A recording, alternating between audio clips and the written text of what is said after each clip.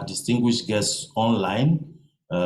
We can see 132 of you currently, and I'm sure some of you will be joining us as we proceed.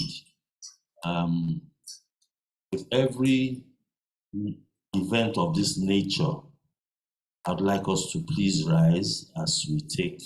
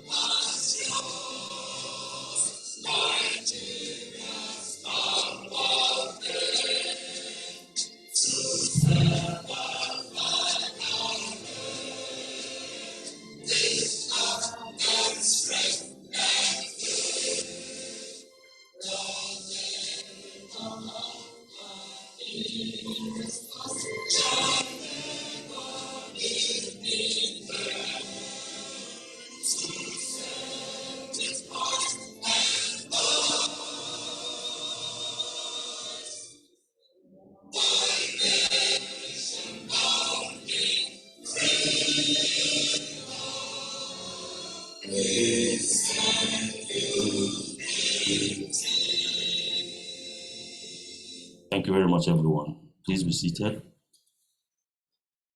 Our program this morning will be short and very sharp, but we would like to give the opportunity for a few people to do the needful. And I would like to call on convener, in conjunction with the section of practice, call on the convener for Abayomi Ajayi, Chief Executive Officer, Nordica Fertility Center, to give a welcome address. Very short welcome address.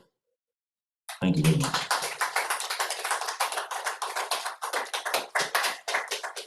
Good morning, Milord. All protocols are observed. You don't need to tell me that my address should be short. I'm a surgeon, so everything is precise.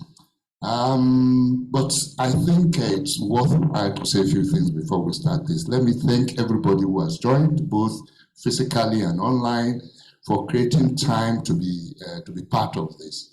We think this is a very important discussion that we need to have in Nigeria. Looking at that, RT with us for over 30 years in Nigeria now, and still we do not have a legal framework for this. And this is a follow-up to the discussion that we had in Asaba, which was organized by the MBASLP. And so we think we should start this discussion with some stakeholders. This is going to be part one, as it were. We're going to have other discussions on this before we can be able to have a white paper, or is it a green paper or what? And then we can make recommendations to government. Because we must say that there have been other attempts in Nigeria to create this legal framework for ART. And they've always been stuck. And I can tell you why they've been. They're trying to shave the man's head in his absence. And that can never work. I believe that one of the best papers that has been released was released in Lagos State, the guidelines for practice of ART, which was done in conjunction with the Association for Reproductive Fertility Health in Nigeria. And that, because the personnel, the specialists were involved, that's a wonderful paper, I must tell you. And other attempts, I think we should just borrow a leaf from here. Well, today we have a wonderful lineup of people who have agreed to talk here. And I've looked at what they're going to talk about. I think it's a good way to start. And I thank you for creating time. Milo came from Asaba. Thank you so much for making, I'm not trying to do vote of thanks, but I have to thank people that have created time to to be here today. So I wish every one of us a lovely discussion this morning, and I hope we'll be able to contribute something to when finally we get to the point that we have to make laws for ART in Nigeria. Thank you so much for making our time. Thank you very much, Doctor. This morning, before we introduce who our chairperson is, everyone has been saying, "May Lord, may Lord, may Lord." But we're going to do something very quickly because I know so many people, some of them, you know, it's around Christmas now and a bag of rice is about 50,000. So some people may have to run, hustle, and come back later in the day. So I'm going to give the opportunity for some of our very distinguished guests the opportunity to say one or two, a goodwill message. First, I would like to acknowledge the presence of the Attorney General of Lagos State, ably represented by the Director for Civil Litigation in the person of Mr. Hamid Oyenuga. Please wait, sir. I'd also like to acknowledge the President of a member of the Council of the Section on Legal Practice in the person of Mr. Richard Ayodele Akintunde, SAN. Please stand up to be recognized. I would also like to recognize the presence of Mr. Kolawole, Dr. Kolawole Aramide, who is the chairman of Nigerian Medical Association, vice chairman of Nigerian Medical Association, Lagos State. I'd also like to recognize the past president of the Association of Reproductive Health in Nigeria, Dr. Faye Ketubos. At this point, I'd like to call on the council member of the SLP, the person of Mr. Richard Akintunde, to just give us a goodwill message on behalf of the SLP. I will then call on Mr. Hamid Oyenuga to follow suit, and also Dr. Aramide to do the same. Thank you very much, our very distinguished MC. A very good morning to you all. I stand here on behalf of the chairman of the NBA Section on Legal Practice to welcome all of you to this event. I also recognize the chairman of the Section on Medical Practice, Mr. Laolu Osonye, who has been working tirelessly to ensure that that section delivers on its mandate in respect of the relationship between medicine and law. This session today, permit me, and please forgive me, to recognize my Lord, all the way from Asaba, my Lord. Please give her a round of applause. It's not easy to travel these days, especially just before Christmas. My Lord, you are most welcome to Lagos, and I'm sure you will enjoy our hospitality here. So I want to thank the organizers, Nordica Fertility Clinic, Dr. Ajayi. Thank you for convening this event. And I think that this is an event in the right direction, because whether we like it or not, ART is a saving grace when it comes to infertility issues in Nigeria and the world. And it has come to stay, and a lot of people are benefiting from ART. And for some reason, we know that there seems to be a rise in infertility among couples these days. You know, when I see a bit of older people get married, maybe in their 30s or 40s, I see them all smiling at the wedding ceremony. Then I say in my mind, a journey starts. You know, some people are so lucky at the slightest contact, everything blossoms.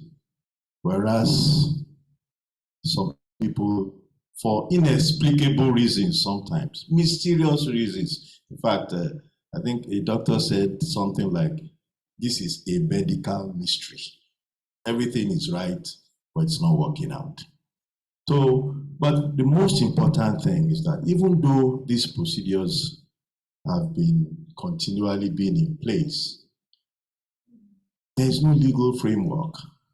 And it is important that we start having this conversation so that we can progress this conversation into the legal framework that is required for ART and its observance, both by the practitioners and also the users, because there's a whole load of responsibility involved in the appliance of this technology.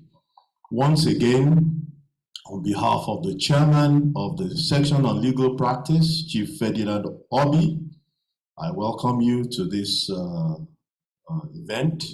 I thank you for joining online. I welcome our online viewers and those who are attending physically, and I wish us very fruitful and useful deliberations to advance this ART in Nigeria. Thank you very much.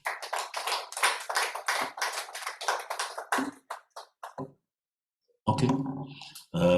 I'd also, at this point in time, would like to invite Mr. Hamid Oyenuga, representing the Attorney General of Lagos State, to give his goodwill message.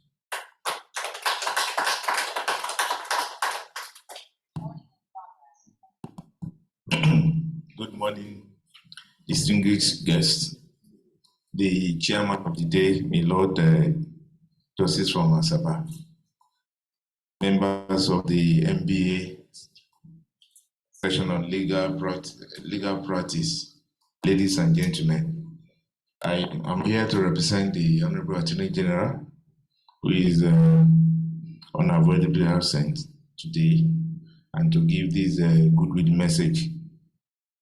I bring you a goodwill message of salutations from the government of Lagos State, and would like to seize this opportunity to express my administration for the quality, support, and initiatives of Nigerian Bar Association, professional and legal practice.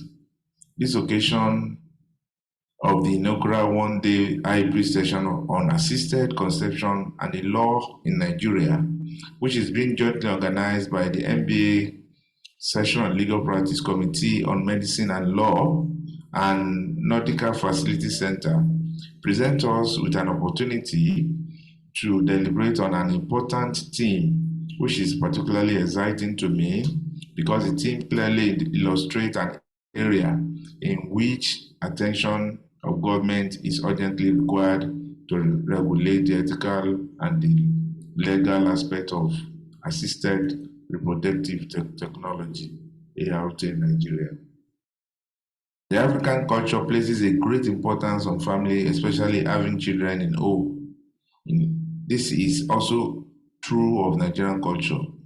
The incidence of infertility in any given society where children are immensely treasured is substantially a source of anxiety among concerned families and individuals. Prior to the increase and spread of medical knowledge about infertility in some communities, some affected families or individuals interpreted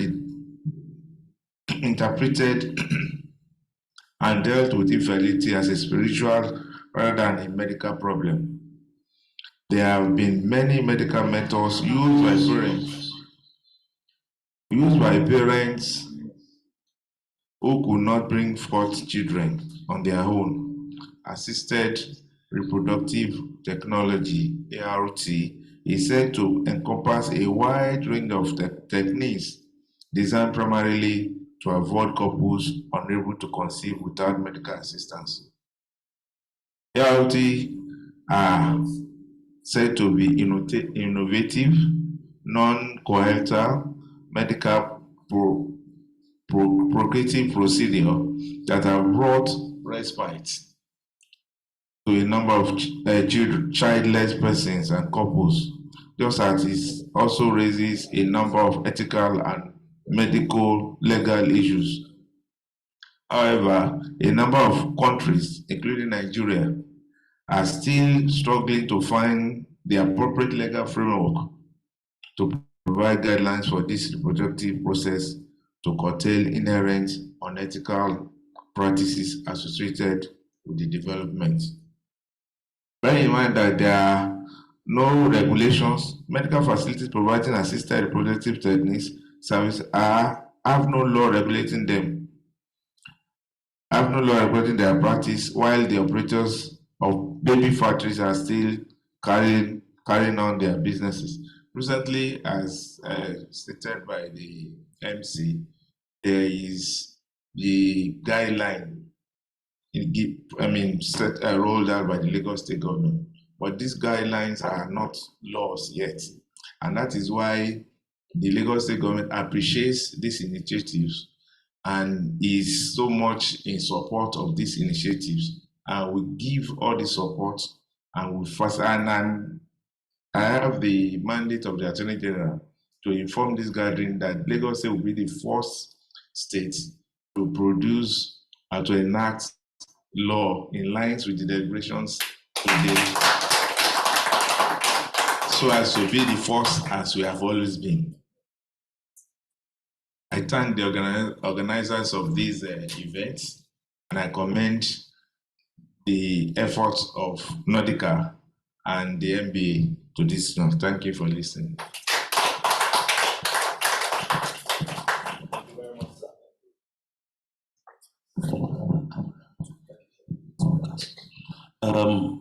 One of the stakeholders in this process is the Association of Fertility and Reproductive Health. So I'd like to call on Dr. Faye Ike. I know I put you on the spot, sir. Don't mind me. I'm a very stupid boy.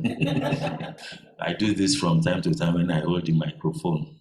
So I'd like to call on you, sir, to please just give us a Google message on behalf of AFRH. Then we'll come to Dr. Kola Aramide. Don't worry, sir.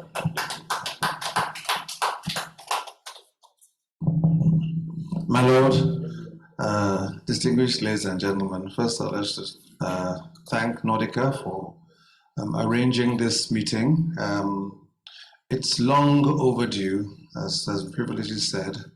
The ART space in Nigeria is has really gone riot, and Lagos State was the first state to take it seriously and work closely with the association to draw up guidelines. And as been said earlier, the guidelines are not law yet, and the process has been ongoing. It took us 4 years to be able to get those guidelines out, and the process of getting legislation is ongoing. I hope it won't take another 4 years, but it is very, very needed, and I thank Nordica for the initiative. I'm glad that Lagos State has always been ahead of all other states, and we hope that when Lagos State enacts legislation, that other states throughout the country would also follow suit. What is that? The heart of it is the protection of women. Women are being exploited. Women with infertility are exploited in Nigeria, and there has to be a safeguard for them. And the only way this can be done effectively is by cooperation between the practitioners and the legal authorities, the regulatory authorities. I think this is a very welcome development, and I hope that in the very near future, we shall be able to have on the statute laws that govern practice of ART. So congratulations, Nordica, and thank you very much for this meeting. Thank you very much, sir. At this juncture, I'd like to call on Dr. Kola Aramide of the Nigerian Medical Association, Lagos State, to give a short Google message. Good morning, everyone. I'm wearing 2 caps this morning. I'm here to represent Nigeria Medical. Also here to represent myself. Invited me to in person. We've done a lot of things in common. I'm a pathologist. That's why he has asked me to come here. So thank you for inviting NMA and also for inviting me for this program. I'm sure we all know that a childless marriage in Nigeria is an unfinished marriage. And we all know that production refers to mothers, and the regulation of assisted conception essentially affects motherhood. And the question of whether it is right to put the interest of an underprivileged mother, infertile mother, ahead of others of the larger community will be a question. And also, we should bear some things in mind about assisted conception in Nigeria. I have an endless list here. Infertility treatment and assisted conception is not a priority health issue in Nigeria. And I think it's time we declare it as a public health issue so that people will see the importance. Also, ignorance and lack of interest by politicians and health institutions should also be taken into consideration. And we should consider the multiple ethnicity and the religions in Nigeria while we are trying to put out these guidelines. And assisted conception, I don't know if that is in existence. It should be seen as a subspecialty in gynecology and should be taken into consideration while doing fellowships. And the list is endless. And also we should know that government intervention has never occurred in running assisted conception. Most of these practices are in the public sector, are in the private sectors. So I think the government needs to take the bold step and domicile them in the public sector so that they can work hand in hand to regulate this practice. And also, some things must be put in perspective when debating this. We should also focus on things to regulate, such as the number of eggs, the legitimacy, inheritance, the gay and lesbian reproduction, which is something to be considered right now in Nigeria, even though we are trying to play down on it, is right here with us. Also, we also consider contracting and to create families and also determination of parenthood. I wouldn't want to bore us and also take the lectures. What we should take home and what I want us to really consider is that infertility is on the rise in the country, and I think it's time we should let the government know that it should be taken into consideration and also to be a front burner and be included as part of public health issues, because as we all know, WHO says that when we don't have good psychology, social well-being, there's no complete health, and a childless marriage will never have that. So thank you very much for inviting us and heading me into for this program. I wish us all the best in this deliberation. Thank you. Thank you very much, Doctor. I'd like us to, for some who came a little bit late, I'd like to take a 3-minute break for you to have some coffee. And because once we come back, it's going to be boom, boom, boom, boom, boom, boom till the end of the presentations. So please just walk towards the coffee table, grab some coffee, have some tea, have something to bite, and we will hit the road running.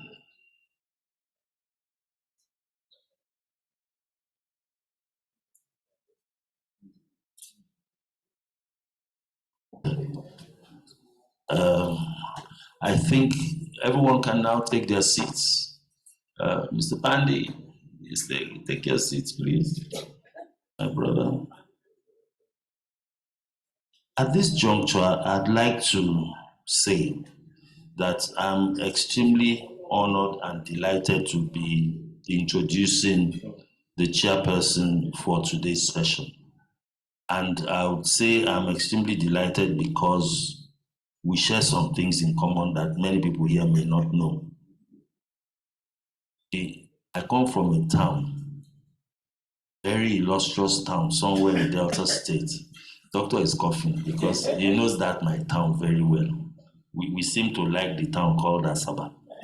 I'm a very proud Asaba man, and everywhere I see distinguished Asaba people doing great things, I'm always very honored and delighted.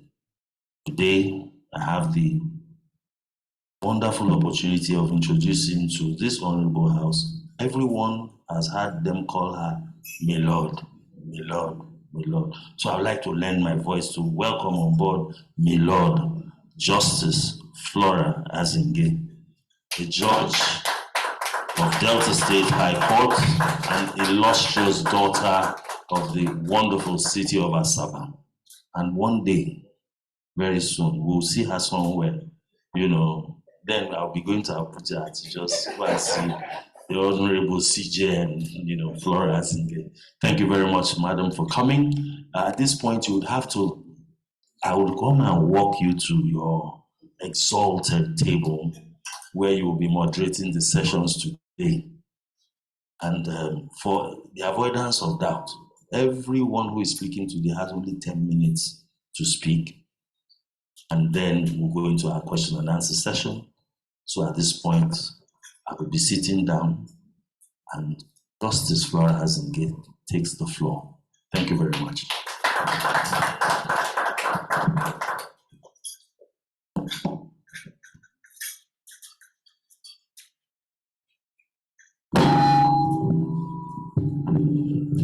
Good morning, everyone. I also say a very good morning to the participants online. Before we commence, I think it is ideal for me to say a few things.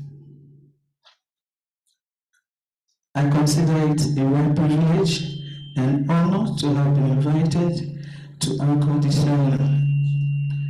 My gratitude goes to Chief Ferdinand Obi, KSC, SAN, FCAP, the chairman of the section on legal practice of the MBA, and the organizers. At the MBA section on legal practice conference held on Tuesday, the 5th of July 2022 at Asaba, my hometown in Delta State, the distinguished panelists shared their knowledge and experience on the topic assisted reproduction and the law in Nigeria. This left the audience yearning for more. I believe this set the tone for today's seminar to chart a course for this all-important aspect of law. Usually, couples face cultural and social pressure in order to have children, and they face social rejection. Medical progress made it possible for infertile people to procreate through medical assistance, like assisted reproductive technology, ART, which include intractoplasmic sperm injection, gamete diagnosis, oocyte, sperm donation, and surrogacy. This new method of conception has raised issues of ethical abuses, thereby necessitating the agitation for a regulatory framework to check these ethical abuses. To regulate this field of medicine, some countries develop comprehensive policies to govern human genetic and reproductive technologies. The United Kingdom, Germany, Australia, and Canada have laws that prohibit activities and establish socially accountable structures for reversing policies adopted, differing social and political values, but agree on core principles. I'm happy to hear this morning that Lagos State has always set the pace by enacting regulation, although not quite long. I know all other states will follow suit after Lagos. Although there is no assisted reproductive technology ART law in the United States of America, basic legislation, standards, and guidelines that drive the provision of these services exist.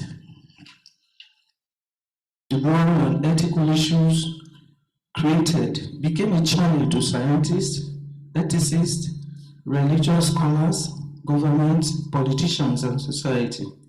The moral values associated with this procedure are more religious in nature. The United Nations Educational, Scientific, and Cultural Organization, UNESCO, adopted a Universal Declaration on the Bioethics and Human Rights in 2005. It presented the universal principles that will provide a foundation for humanity's response to the ever-increasing dilemmas and controversies that science and technology present for humankind and the environment. The assisted reproductive technology has been adopted in Nigeria for over 30 years. However, there is no legal framework to regulate this field of medicine. The theft of patient eggs, exorbitant sums of money paid to egg donors, the eloping of patients inseminated with donor eggs, and some of the challenges bedeviling this procedure in Nigeria. Facilities providing reproductive medicine in Nigeria have no law regulating their practice. Happily, this seminar came at a good time to address these moral and ethical abuses and provide a way forward, which is to set a legal framework to regulate reproductive medicine in Nigeria. The chairman, Lulu A. Hussein, LLM, LCLM, CHP, the chairman of the MBA SLP Committee on Medicine and Law, and Dr. Abayomi Ajayi, MD and CEO, Medical Fertility Center, the arrowhead of this laudable project, are encouraged to intensify efforts to work with critical stakeholders, for example, the federal and the state governments, the legislature, the judiciary, religious organizations, and other relevant organizations to put in place legal and structural framework in assisted reproductive technology. This is to stimulate the much needed development in this area of medicine. I'm happy to be here, and I wish to say that the learned gentleman who represented the chairman, Ferdinand Dobby, they say, okay, I wish to say that I'm conversant with the enjoyment in Lagos. I haven't lived here for 17 years before I went on the bench, I went back to Delta State. So it go for sure. I'm here to enjoy your hospitality. Thank you for your kind attention.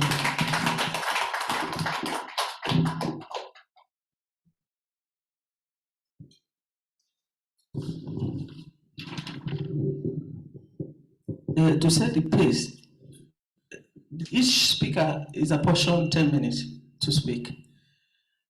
And like we were told in Cambridge when we went for a course during summer, everything will be done with alacrity. The first on my list is Dr. Abayomi Ajayi, the MD of Nautica Center. He'll be dealing with the topic, the need for legislation in ART. Doctor, please.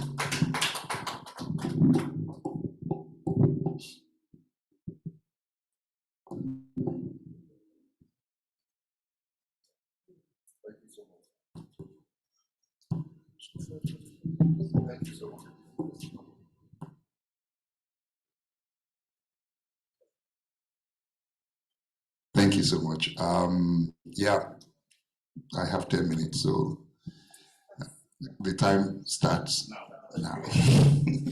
So I'm talking about the need for legislation in assisted reproductive technology. Yeah, we all know that we are about 30 years old. We have over 120 clinics in Nigeria. Thousands of babies have been delivered, but we know there's no specific legislation to address issues of ethical and abuses generally. We're still under the National Health Act of 2014, and then we're complemented by the Medical Ethics in Nigeria. Yeah, this is the first baby from Nordica Fertility Center. He turned 18 a few months ago. You can see he's even taller than me, and I don't consider myself a short man. Yeah, what is ART? Because I think this is very important, because I hear non-medical people talk about it, and sometimes there's a confusion of terminologies. What are we really talking about? Because if you're going to carry the placard of ART, then you must also understand what exactly this is. If you're talking about ICSI, what is ICSI? If you're talking about IVF, what is IVF? Sometimes you hear people talking about surrogacy, and you know what they're talking about is donor eggs. So we need to get our terms right. I think if we don't do anything, probably during the question and answers, I'll be able to do some of that, and some of the people who are here. So fertility ART are usually fertility treatments in which either eggs or embryos are handled. And this scope has evolved tremendously now for even non-infertile couples, for prevention of disease transmission and even for gender selection.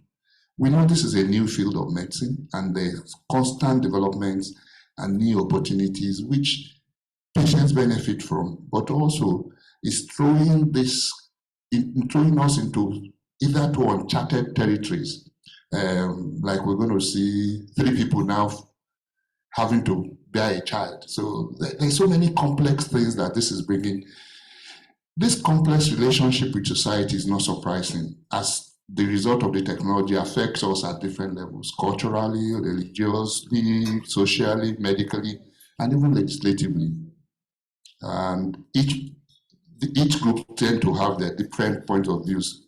And that's why we've tried to limit the first meeting, that we're not bringing some group of people to join us now. Let us be on the same page. And so by the time people are asking us questions, we're going to be coming from the same point of view.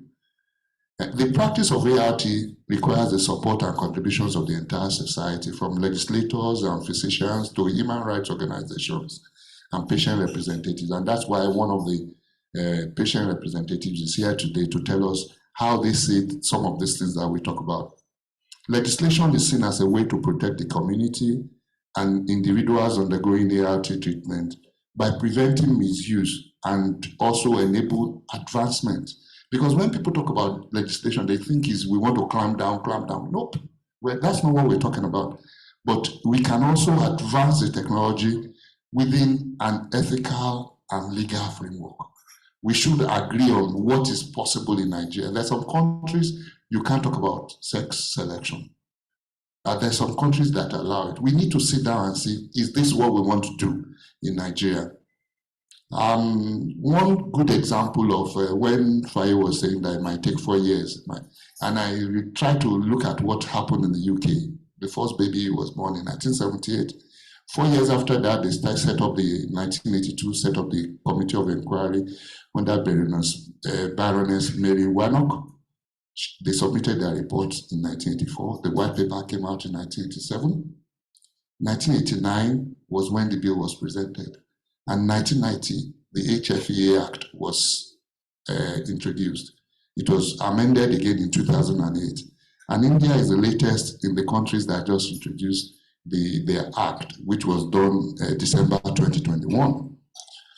Well, in Nigeria, we've had too many attempts.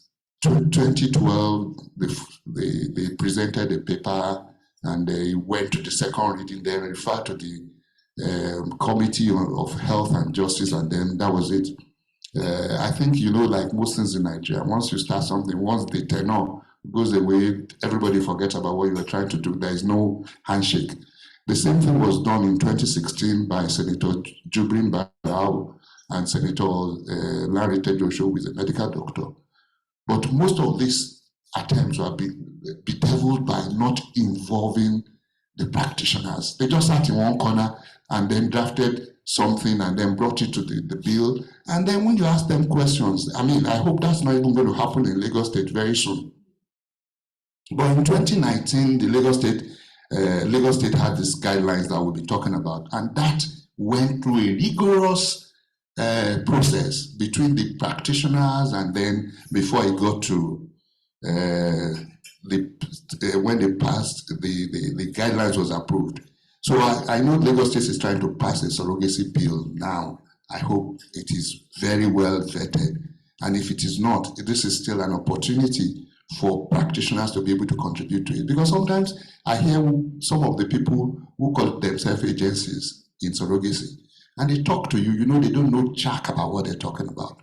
So we need to, but let me just mention a few things because I have only 10 minutes. What are the things that we probably need to pay attention to? I call this slippery slope. Access, who qualifies to have access to ART? And for what do they qualify for? Age. I know the AFRH set an age limit. For the law, we need to look at, you know, there are some countries, they say if you're above 60, you cannot have ART. We need to discuss in our own environment. Also, what do we think is this is the oldest mother in Nordica. She had her babies in 2010 at the age of 57. So we need to look at what we know that there was a particular one that came out that 67-year-old had babies, and there were a lot of backlash to that.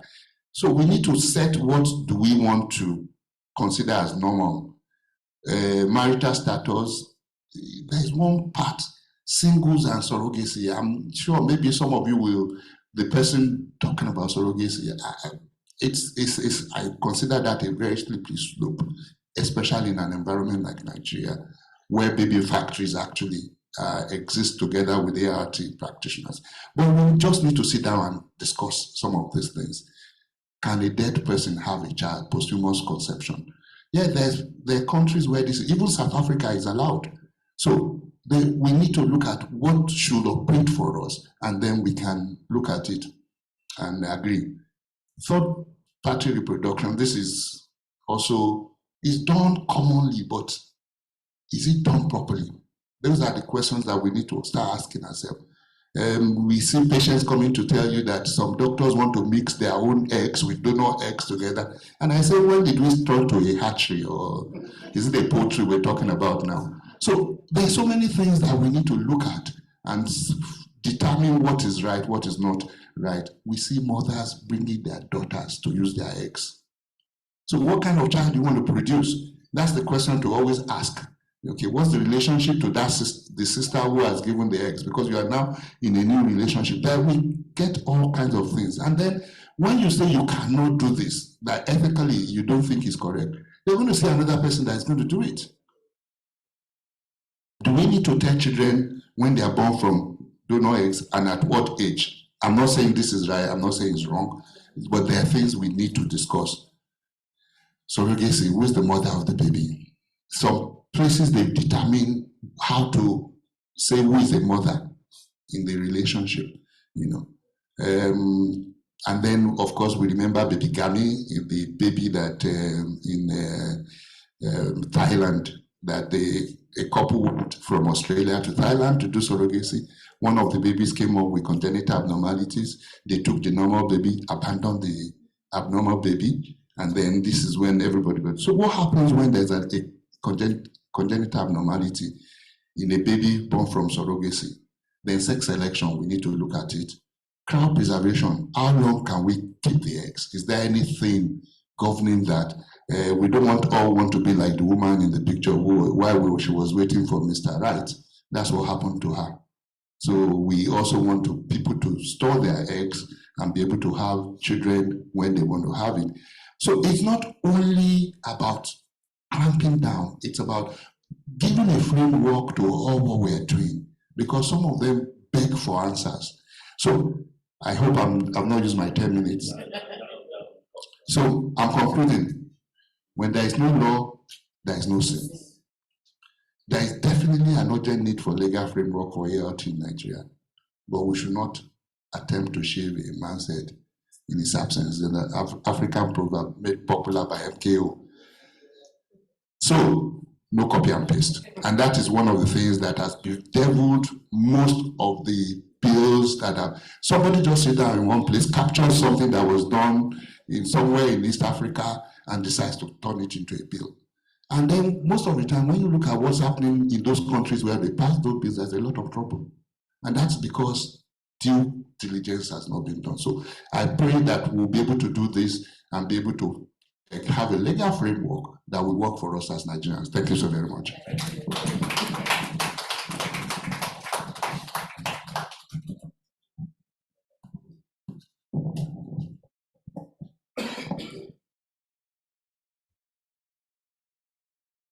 Thank you, Dr. Ajayi.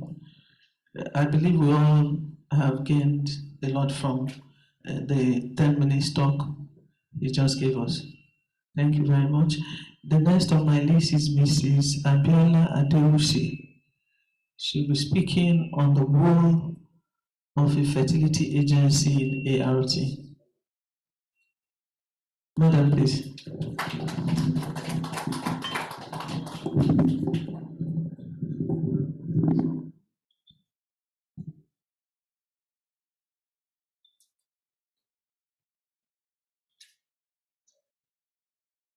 Thank you very much, Milord.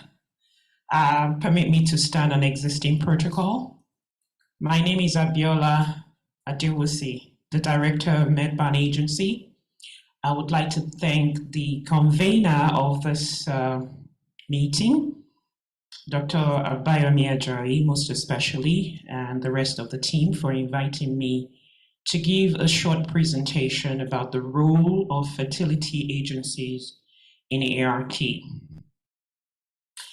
Disclosures, I'm the owner of MedBan Agency, and I am the second vice president of AFRH, and also the chairman of the Fertility Support Professionals Association. My outline is as follows, and I'm going to talk about what the meaning of fertility agency is. Really, in ART, I've been in the clinical space for about 20 years now, and I discovered that when you're in the clinical setting, your focus is getting the results for the patient. You don't have the extra time and energy to babysit patients, and I use the word babysit because that's what they need. When they're going through emotional stress, they really need to be babysitted. And this is where the role of the agency comes in, where they offer emotional support, counseling, advocacy in some instances, because some patients don't have the wherewithal to actually carry out the treatment of ART. And one that stands out like a sore thumb is a third-party reproduction, as stated by Dr. Ajayi earlier. There's a lot involved in third-party reproduction, and the fertility agency is poised to take on this arduous task of taking care of this aspect of ART. What constitutes a fertility agency?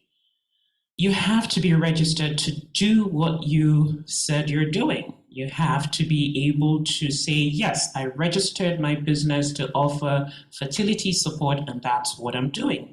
You have to be affiliated with the Fertility Association so that you can carry out your processes according to the regulations and guidelines. I am happy to announce today that we have registered an association for the Fertility Support Professional Association in March to get all the agencies involved in ART together to be able to set the pace on how to carry out these services. The main mission is to support patients struggling with the fertility-related challenges and the healthcare providers who work with them to aid the realization of their dreams through empowerment, knowledge, most importantly, professional support and advocacy. The vision is to create a world where patients and specialists are empowered through the ancillary IVF support services. Of course, if you're an agency, you can decide to do 1, 2, or 3 things. MedBan offers support services in third-party reproduction, consulting, and counseling as well. Some agencies just offer advocacy. Some agencies just offer empowerment, try to get help for patients that needs it.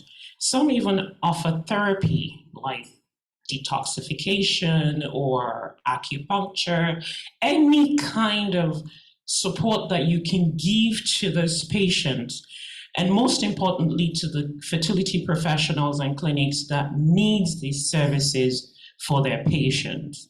What are the roles of fertility agencies? To help increase access to fertility care, create awareness, assist patients to identify professionals. So if I have someone, for instance, that have fibroids and has phobia for the knife, the best thing is to refer them to Nordica because they do the HIFO procedure. You have to identify the need and the process the patient is going through to be able to help them appropriately without prejudice, and encourage culture of transparency in ART to promote public education and awareness and to ensure effective delivery of good care in ART.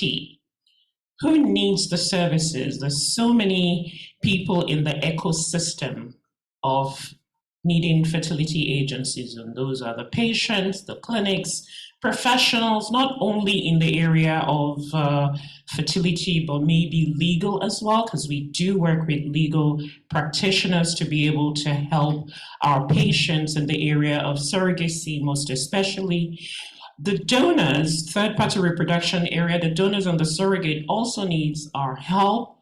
They need our empathy. They need our services. They need to feel like they're doing this. They need to feel like they're human beings, that they are. Government agencies, I highlighted this point because there was an instance where one of our member agents had to be invited by NAPTIP.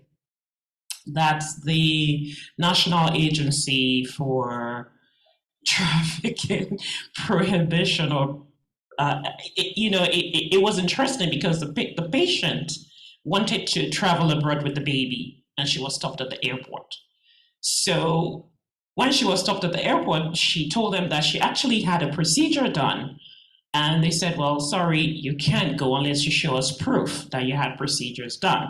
So she had to go back home, truncated her trip, and the agency was invited by NAPTIP to come and give account of the process. So I think it's very important that government agencies realize that, there are people or group of agencies that actually can work with them to prevent baby making factories. Of course, we know is very lucrative now, and people are going there to get their babies and claim that they've used surrogates.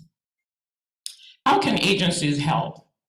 Of course, we can help by providing efficient services to patients through the clinic, because ultimately the clinics are going to be the one to give the treatment to the patient, but the agencies will be the one to give the support that the patients need to carry on through this process.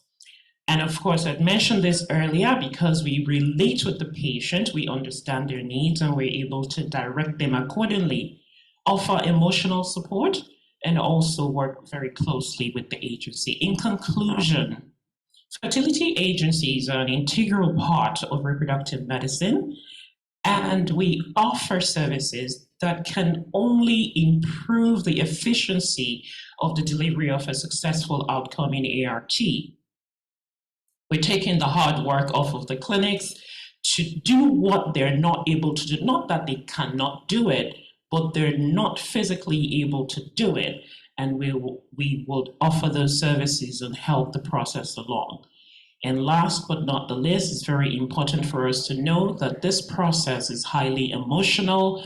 We would offer the emotional support, the psychological support throughout the journey, before treatment, during treatment, and after treatment. Thank you very much for having me.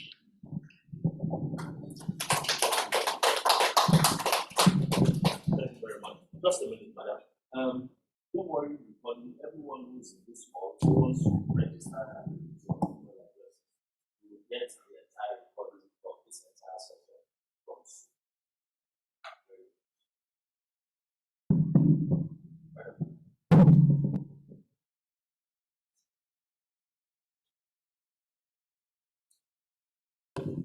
Thank you very much, Mrs. Abiola Adeusi, for this very educational piece you gave us.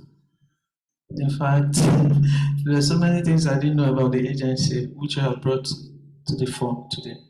Thank you.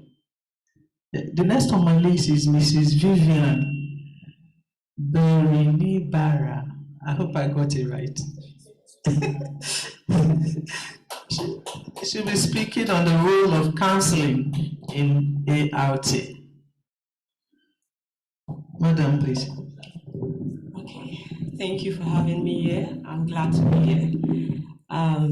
Good morning to our distinguished sirs and ma'ams. My name is Vivian Berenibara, and I'll be speaking on the role of counseling in ART. Counseling is a helping profession. It provides support to couples going through fertility treatment. The desire to have a child provokes an emotional crisis in a couple, and it's usually overwhelming. Knowing that you want a child, you've had successes in various aspects of your life, but trying to conceive becomes an issue. It tears a couple apart. Sometimes it builds few people. So it's something when a counselor will look at to help couple build a marital relationship and improve their quality of life. Infertility can be an emotional roller coaster. The couple sometimes spend a lot of time trying to apportion blame, which will not be helpful. Never. It has never helped anyone apportioning blames. It's good to look at the issues as it is. It's not an individual thing, it's a couple thing. So a counselor will come in to encourage the couple to see the issue as it is and try to deal with emotions alongside. The goal is to help people build emotional well-being and as well their psychological defenses. They see and they try to live in denial, and that's not what we want. We want them to open up their emotions, express their concerns, and be able to deal with these emotions while moving on with their treatment. The importance of IVF counseling, we'll look at couple as the way they are, we don't judge them. They come with their concerns, they share their concerns. You see them as the way they are and not judge them based on the issues they're facing at that point. And I'm happy that the MedBank, they have where they support people going through surrogacy. And it's a thing that is necessary to give them that emotional and psychological support. Counseling helps facilitate healing. It promotes decision making. It offers couple an advanced approach towards their confusions and questions. In terms of loss, grief, the counselor will help them face this grief, this loss, especially when the treatment fails. It's usually tough dealing with these emotions. And sometimes they have this suicidal thought. We try to make them understand that it's not peculiar to them. Going through IV, assisted reproductive treatment, they need to understand that sometimes it fails, not because you've done something wrong, no. Your womb is fine. They feel, oh, probably my womb, I can't carry a child. I'm not meant to be a mother. No, it's beyond that, far beyond that. We want, in counseling, want our couple, the client, to understand that when it fails, it's not peculiar to you. We're there to support them, to guide them, and ensure that they achieve their desired goal. What we look at in counseling is how the patient feels. We want to understand and perceive every of the feeling, so that while providing counseling, we'll be able to address these feelings and be able to make the treatment go with ease. The feeling of shame, anger, frustration, aggression, inferiority complex, rejection, all these feelings will come into limelight.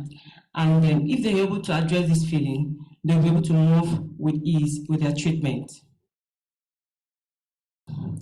There are different types of counseling we offer. We look at information counseling, where a client comes in, wanting to understand their treatment plan. After seeing the doctor, they need to understand why this treatment plan is being drawn out from them. It's individualized. We don't just see a client and just draw out a treatment plan without assessing this client. They go through evaluation and the treatment plan is drawn out. And they come for counseling, we go through the treatment plan together, we make them understand what they're to expect in terms of the emotions, we let them understand the various routes of drug administration, they understand all these aspects so that while going through this treatment, they're well informed and mentally ready for it. The implication counseling will look at clients, couple using donor gametes, donor egg, donor sperm. We discuss various ways they could also bond with this child, knowing that, yes, the genetic component might not be present, yes, but there are various ways they could also bond with their child. Decision-making counseling as well. We try to look at how, after having the review of results with the doctor, and they're still a bit, not comfortable with the decision of using donor eggs or donor sperm. So these are things we try to make them understand. We let them realize that these are various routes, but at the end of the day, we're looking at achieving conception, which is the goal, and that is what we're driving at. We want our client to understand that there are various ways you can achieve this goal, and these are legal ways, valid ways of still achieving the same goal. We also offer support. All these types of counseling is offered before, during, and even after. Support comes in when the treatment fails, and even during the treatment as well. When it fails, they need that shoulder to rest on. And they always find the counselor as well as the medical team ready to offer them the support that they need. They're never alone. We make them understand that in this journey of IVF, we're with you through to the end. Even after the success story, we still communicate with the couple, with the client, transitioning from, from becoming a mother. So we'll give them that support all the way throughout their journey, even after the positive news. And we also celebrate with them because it's a thing of joy, knowing that they've waited for years to conceive. Just like we saw earlier on the screen where the 56-year-old woman, 57-year-old woman conceived, it was a thing of joy. She needed that support to be able to go through this. She needed she needed family support, and she got all that after becoming a mother. In conclusion, we'd like to say that the importance of effective management of psychosocial issues in reproductive care should be firmly recognized. A counselor can help sort out feelings, strengthen already present coping skills, and develop new ones, as well as help couple maintain a positive and communicative relationship, because that is the goal.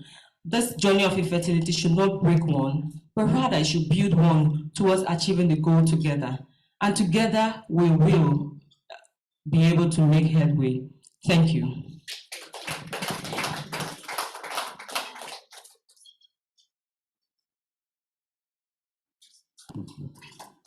Thank you very much.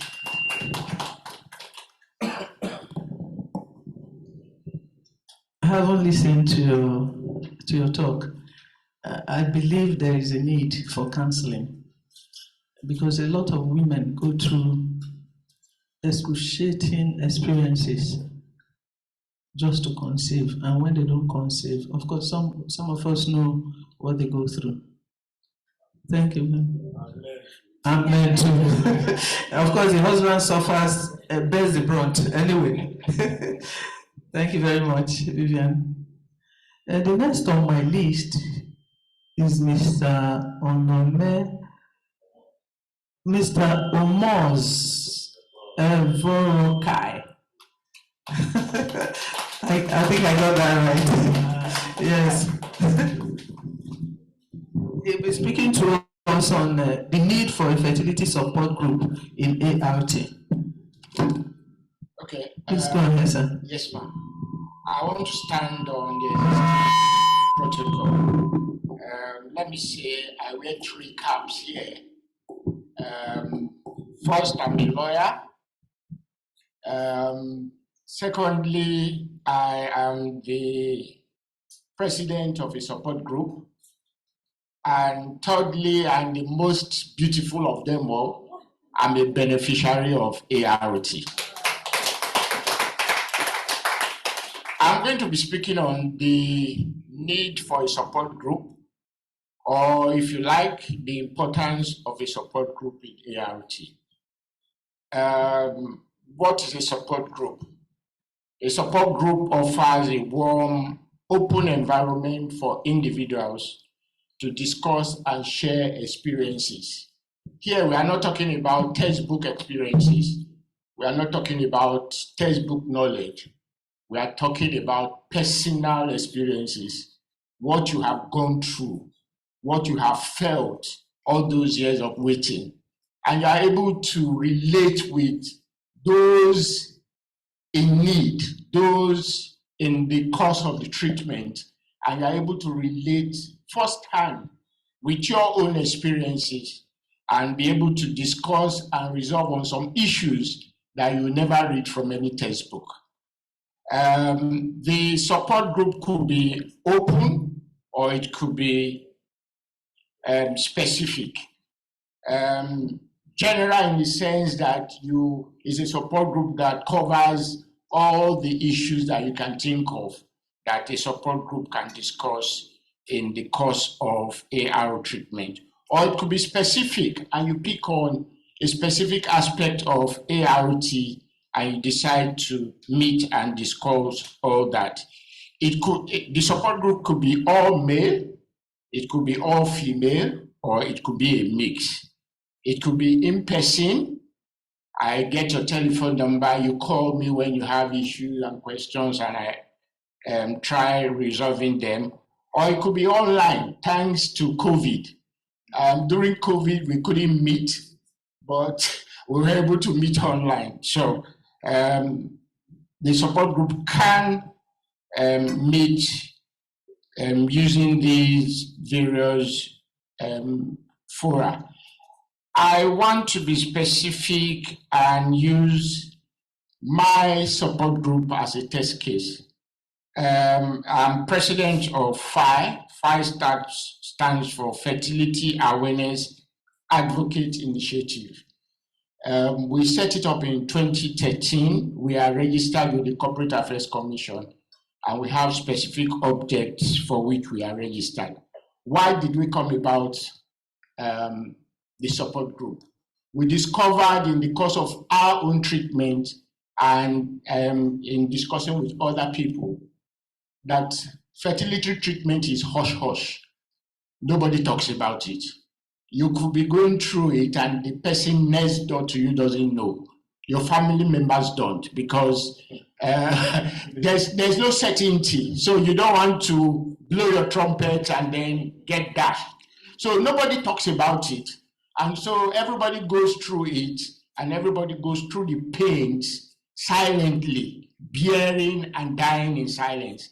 And we said, come, let's face facts, maybe because we have succeeded. And we said, let's talk about this issue, whether we like it or not. One of the speakers at the onset of the program said, it has come to stay. There are incidences of infertility on a daily basis, and it's growing. Nobody seems to know why that is the situation. Some say it's lifestyle, some say it's a factor of the environment. Nobody actually knows, but we need to talk about it. We can't shy away from it. So why not let us talk about it? Let's talk about our experiences. Let's share burdens that other people are carrying. And we decided to form FI, which is a support group. And our objective for forming FI was to promote awareness of fertility treatment options. Many people talk about ART, but they know nothing about ART. When you talk about ART, it's as if, are you from another planet? But I mean, this is 21st century. If in other parts of the world, people talk about it and it's nothing strange anymore, then why don't we talk about it in Nigeria? And then we now said we will offer counseling support to those undergoing treatment. The fact that you are waiting for a baby is enough stress. And then the treatment itself is stressful. And so you combine both stresses, and then you need a shoulder to lean on. And not just a shoulder, a very broad shoulder, but an experienced shoulder. And so we now said we will talk about it. We will talk about supporting other people going through the treatment. And then we now said we needed to break some myths and misconceptions about fertility treatment. If you ask people, what is AROT, what is fertility treatment, they give you so many answers. Some tell you, it's an opportunity to choose the number of babies I want. You just walk into Dr. Ajayi's office and you say, Dr. Ajayi, I want quads. And AROT is the key to it. And that is not correct. It is assisting the procedure. But ultimately, we know it is God who determines the number of babies that will come out of it. Some tell you it is a male issue only. And in this part of the world, we put all the blames on the women. If it's not happening, it's the woman. The man is a perfect gentleman. And he starts boasting, if you know the number of girls who have, it's just that I didn't keep them. But at the end of the day, submit yourself to a test and it's running away. So we need to put all those in perspective. And then we now said we were looking forward to today. Part of why we registered was we wanted to promote enforcement of regulatory standards in the treatment of infertility. We didn't know how it was going to happen, but thanks to Dr. Ajayi and the Bar Association, we knew a day like this will come where we will now sit down and say, let's regulate the treatment. Because we discovered that in the course of searching and looking for a baby, you must have come across quacks. You must have come across all sorts of hospitals who, at the end of the day, dupe you of your hard-earned money, and at the end of the day, you are the one who gets battered. And you now begin to question, why should I even start in the first place? And then we now say we will do all that is necessary to achieving all these objectives. What do we do as a support group? We educate ourselves. It is key that everybody going through is educated. For example, very few people know that the success of AROT practices, age is a factor, and a very key factor. The more you age, the more the eggs get older. I'm not a doctor, but I get to know because I've read a lot about this. So we educate ourselves. We come up with so many topics. We invite doctors to speak to us. We invite counselors where we need that. Like I said, you are your best teacher. So we sit ourselves together and we say, let's discuss sex in the other room. Whether we like it or not, during the process of AROT, sex is mechanical. Your aim is the baby, the baby, the baby. So you don't enjoy sex anymore. And then the man starts quarreling and the woman starts quarreling and nobody seems to be talking about it. If you ask them, what is the problem? Don't mind him. What is the problem? Don't mind him. He's not staying in the house anymore. But nobody wants to hit the nail on the head. So we discuss issues like that. We discuss the aspect of raising funds, very critical. Many people aspire to, but they cannot afford it. And we don't have to blame the fertility clinics. If they tell you what they also put together to ensuring that a cycle is complete, the generator must be on, the water, the drugs and all that, and you say it's expensive. Okay, if it's expensive, try ignorance, as they said. Yeah, you say it's expensive, you can afford a Tokumbo car, but you cannot put money down for a treatment. A Tokumbo car will not give you water when you cough at home. But fertility treatment can give you a baby who will say, Daddy, do you need water? So priorities come into play. So we tell them, prioritize. Don't tell me you are looking for a baby and you are gallivanting all over the place, traveling, and you can't put money down for treatment. So we educate ourselves on all that. We talk about depression because indeed the treatment can be depressing. And then we talk about coping with infertility while waiting. And then we now talk about seeking help and the right time to seek help. Don't be in your room praying and you don't come out and go to one of these fertility clinics and you expect that something will happen. So a fertility group offers support, offers counseling, offers education, above all, holds you by the hand before, during, and after treatment.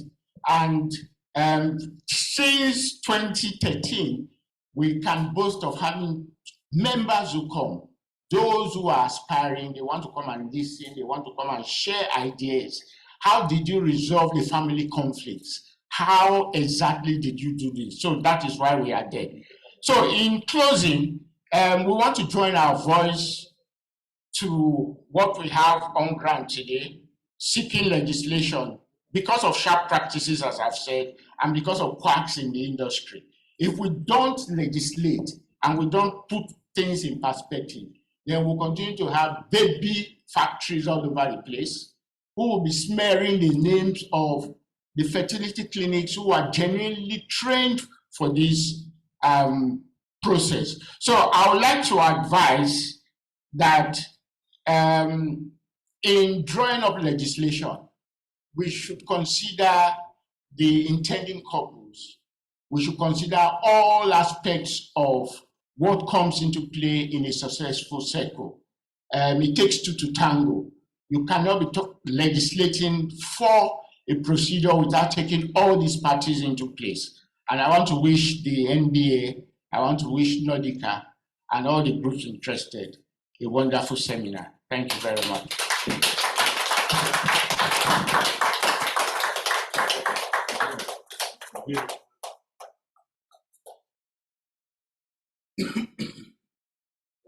Thank you, Mas. In fact, you hit the nail on the head concerning what couples go through. Searching for babies, looking forward to conception, and so on. Thank you very much for enlightening us this morning. And all the groups, what I pick from all the speakers is that these groups are there for you from beginning to finish. They are there before, they are there during, and they are there after. So it's a long journey. And when you have people who hold you by the hand, like Omas has told us, it makes the journey easier. Thank you for enlightening us this morning. The next on my list is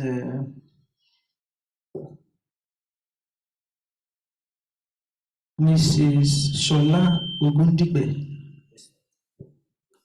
Oh, I'm sorry, Mr. Shola Ogundigbe. And he's going to speak to us on the role of the media. Shola, please. Thank you very much. I'm sorry for dressing you in a... it's quite okay. Actually, I have an award. I was given an award by the Lagos State Medical Women Association for being the most woman-friendly journalist in Lagos. So, not at all. So thank you very much. I'd like to start by thanking Nordica and NBA for putting this together. Nordica has carried the media along from day one. So it has been a very healthy partnership, and I can say boldly that the media is well abreast of issues of ART. So it's not a surprise, to find me here. And I'm a journalist. Yes, I'm the health editor of Vanguard newspapers. I'm also an advocate for reproductive health because I belong to a network. It's known as the Network of Reproductive Health Journalists. I'm the program advisor for that network. And that network, what it does really is that we try to bring, to keep in the forefront issues that have to do with reproductive health and rights. Of course, ART is one of that. So my presentation is, what's the role of the media? The media is a lawmaker. Many people may not realize it. Media is quite well known as the fourth estate. We all know that the executive, the first estate, followed by the legislature, and of course the judiciary, and then comes the media. But there is a difference. The media stands apart from the other three in that the media, it's always, the media has the interest of the public. The media is there. The media is the voice of the people. The media holds the interests of the public at heart. But we're all working together. The media is the watchdog because what we do is that we demand accountability on behalf of the populace, on behalf of the people. We're the voice of the people. We speak for the people and we intercede between the people and the policymakers. Of course, we all know the power of the media. The media sets agenda. Anything that the media doesn't talk about is not worth talking about. Most, the greater percentage of the populace, they get their opinions and information, it's from the media. I'm sure so many of us today, we've either read the newspaper or we've gone online or watched TV or listened to the radio. And, we've got one or two things that happened in the last 24 hours. So that is the media at work.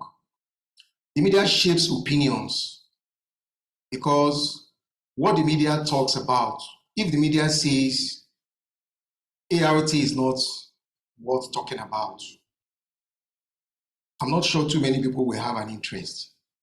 But the fact that the media is talking about it, it's there, it's on the forefront, then of course, we get people thinking. And of course, the media has capacity to guarantee and enable fundamental human rights. Yes, the issue of reproductive health is a human rights issue. I said it earlier. And many people seem to overlook that. That is what we are trying to correct. So the role of the media, well, all these are well known. We share information. Education is there. The media provides answers. When we ask questions, we also provide answers where necessary.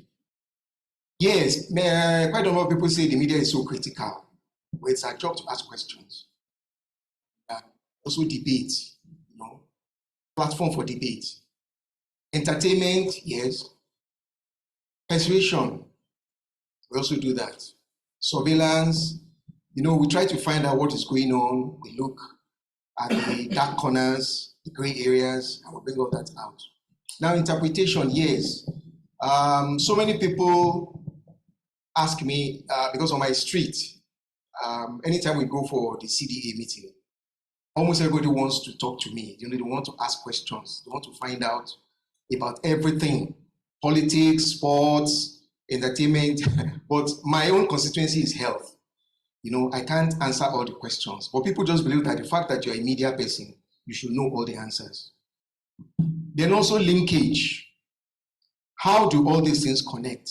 What is the connection between why do we need to have a framework of legislation, on assisted conception? Where is the link? So all that is there. Now, in assisted conception, yes, I have said, I've mentioned a few things about this. You see, in order to report issues like this, because in the journalism school, you are not taught anything about IVF or ICSI, or egg donation or things like that. You are just taught the ethics of the profession, the facts. You present the facts. But in order to be a good journalist that reports on reproductive health issues, you also need to go, you need to be educated yourself. You need to go back to school. You need to research. So, and that's one of the things that our network does. We train our colleagues. We also try to let people be informed, so that, because you cannot give what you don't have. So it's only an informed media that can educate the public. Then debunking of wild claims. Yes, we've had a bit of this earlier. There are so many claims out there regarding conception and all that. And it's the job of the media to set the record straight. Taboos and stigma, they're all there. Accurate and responsible reporting. And yes, one of the earlier presenters talked about stories, success stories.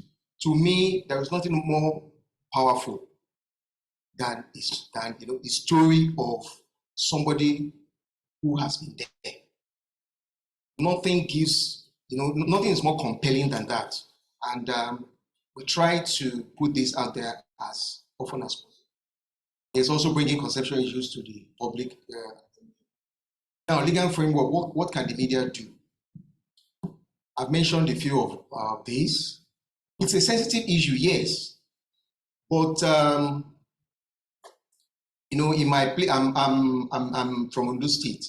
There is a saying that, in Yoruba, an issue, a word cannot be so big that you need a knife to cut it. So there is nothing that is too big that cannot talk about. And issue of infertility serves its public domain.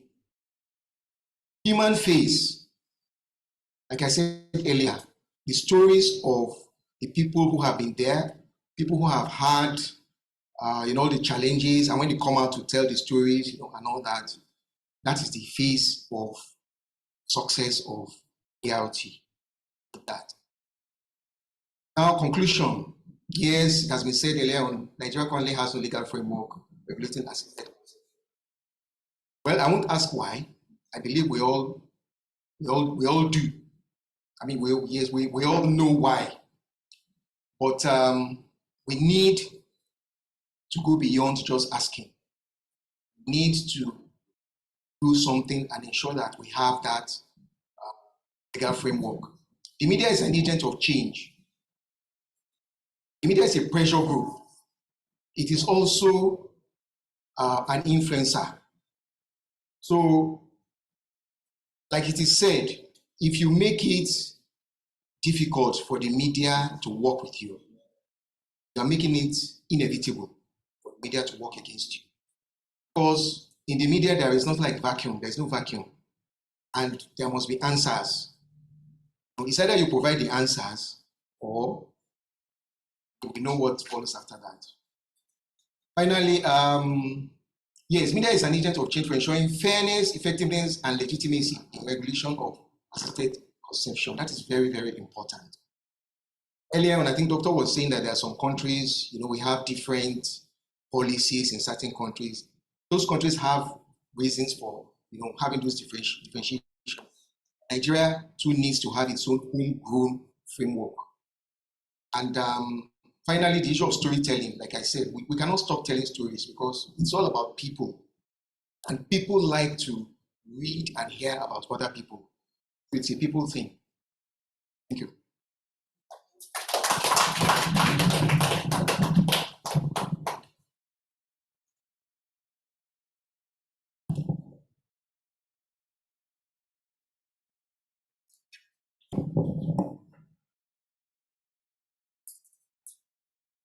Thank you very much, Shola. I mean, the importance of the media in disseminating information concerning the IVF is very important.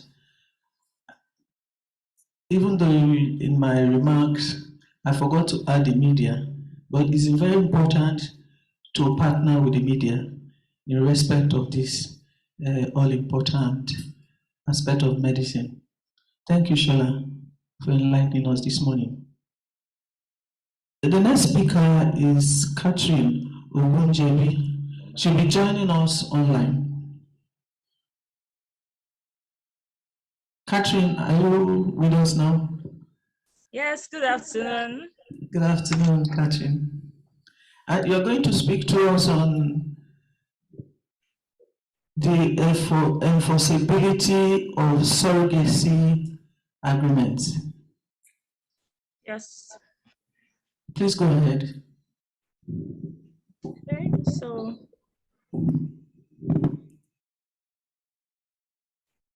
I would like to share my screen myself. So good afternoon again. I'm Catherine Ogunjebi to speak on enforceability of surrogacy agreements.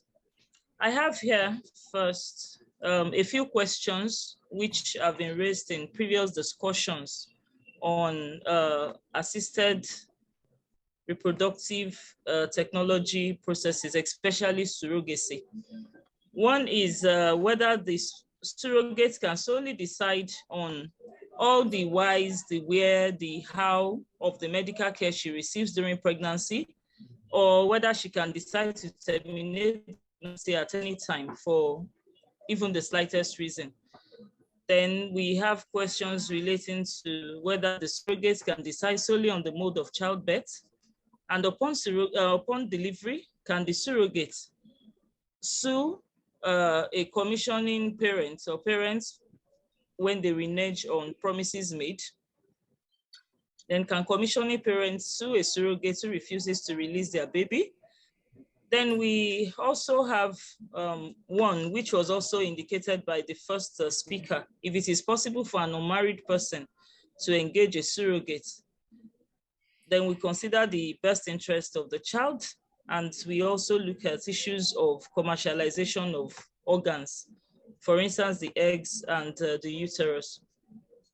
I quickly noted here that it's important to clarify some of these concepts that keep coming up. Agreements, vis-a-vis contracts. I believe we all know what enforcement mean in this respect. So for agreements and contracts, an agreement can be informal, meaning it may not be written down, but a contract is most of the time written down, and as lawyers will say, there should have been a consideration which has passed. In this respect, the morality of childbirth would make most of us complain that it will be an illegal contract when you have a surrogacy contract. What will the consideration be? Will it be money? And will it be the child itself? Another one is the commercialization of organs and organ harvesting, which I noted here as a bit of stretching our imaginations too far, because the surrogacy process itself would not permit for the commercialization of organs or organ harvesting, as it were.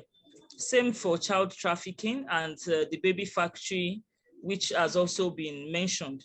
Baby factory is not surrogacy, and acting as a surrogate mother is of course not forced labor, nor can it lead to child trafficking. So I noted here too, why do we enter into surrogacy agreements? As much as more proponents say that surrogacy should be altruistic, which is out of concern for the couple who are desirous of having their own child. Well, there's a lot of changes that will happen to the body of the mother who goes through the process. And for this, we believe, for me, I'm also a proponent who believes that it is important to compensate a person who decides to go through the process as a surrogate mother. For such a person, it is important to have an agreement.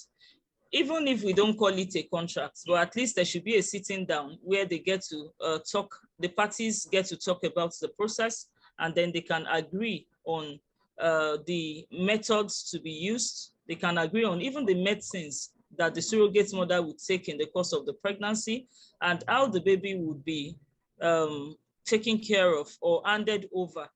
And then where there is a promise to be made, how this promise will also be settled.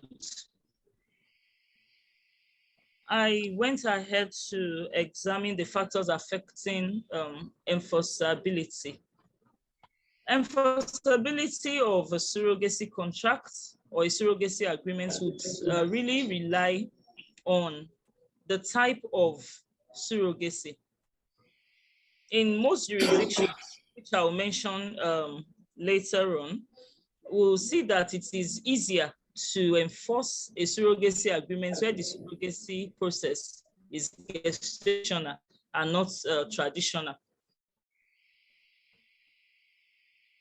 Let's examine the legal framework as available in Nigeria. The general position is that there is no law in Nigeria concerning surrogacy or assisted reproductive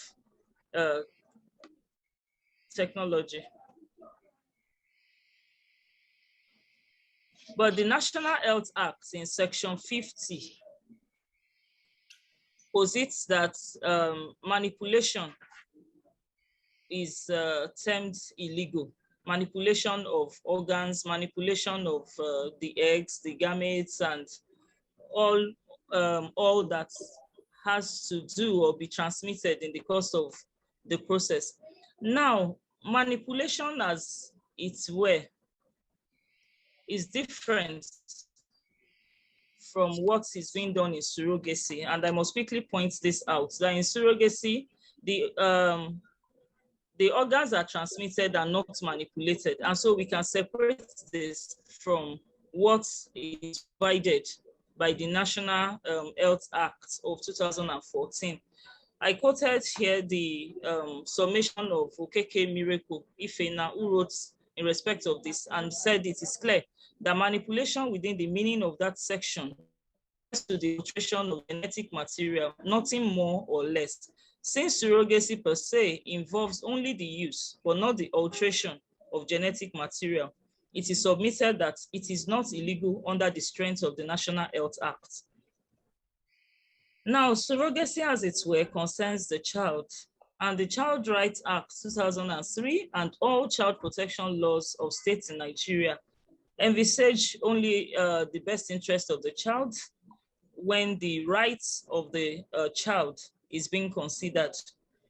Section 30 of the Act, and interestingly, Section 30 of the Child Rights Law of Ondo State and the Edo State 2007 respectively, only provides for prohibition of buying, selling, hiring, or otherwise dealing in children for the purpose of hawking, begging for alms, or prostitution.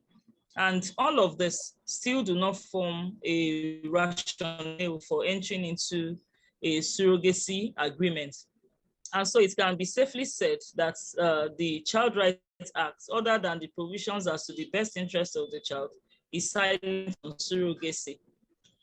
Now, a look at the practice in other jurisdictions would tell us that in the United Kingdom, I'm aware that the Surrogacy Agreement Act of 1985 is being considered for review. However, that law stipulates that surrogacy is legal in the UK.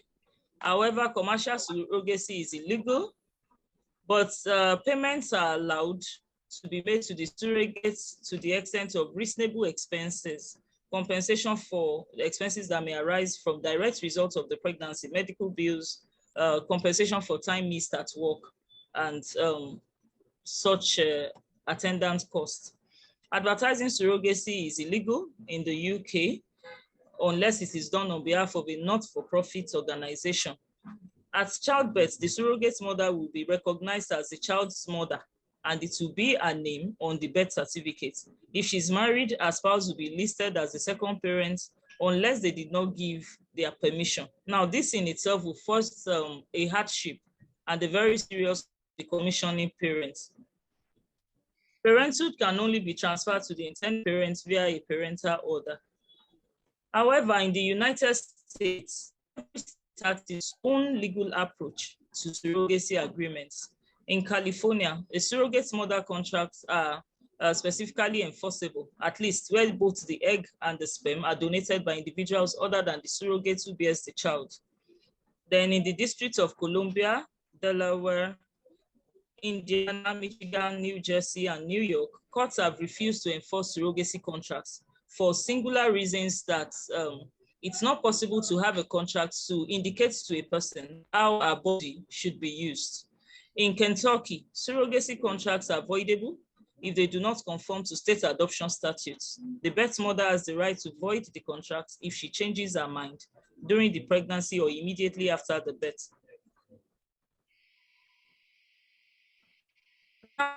In the US, we have case laws on this point, and the two that comes to mind is the case of Baby M of 1988 and the case of Johnson versus Cowart of 1993, which is 5 years after.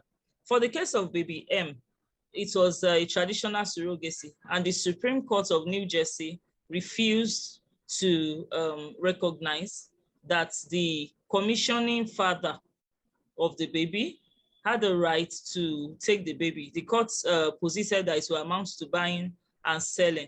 But well, in my considered view, I believe this is because it is traditional surrogacy, and the surrogate mother shared a part of her DNA with the child.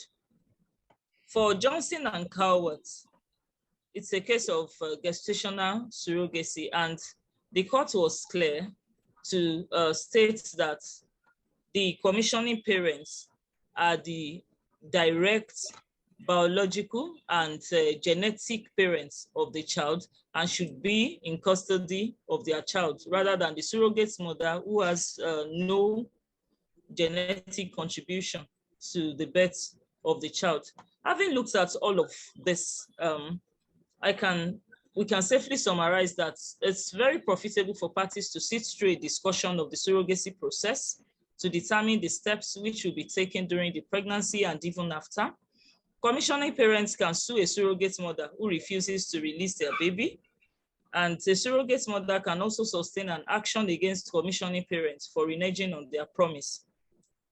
On whether an unmarried person should engage a surrogate in order to have a baby, my considered view, in line with the best interest of every child to have optimal development, which cannot be guaranteed with this form of arrangement, would make me answer in the negative. And I must add that commercialization of organs remains illegal in Nigeria. Well, the lack of a legal framework on this subject has contributed largely to speculations and expectations. But be that as it may, surrogacy agreements are best treated as simple contracts, which are legally enforceable in Nigeria. A surrogacy bill was presented to the National Assembly in 2016, but to date, we have not heard of any news in respect of this. We are also aware that there's a Human Fertilization and Surrogacy Regulatory Authority Bill 2021 of Lagos State.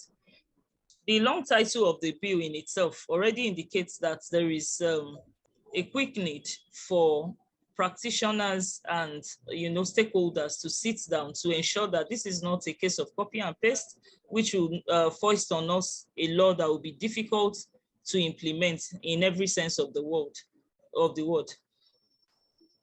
I would recommend that gestational surrogacy should be highly recommended far above traditional surrogacy for the purpose of enforceability of agreements arising thereof.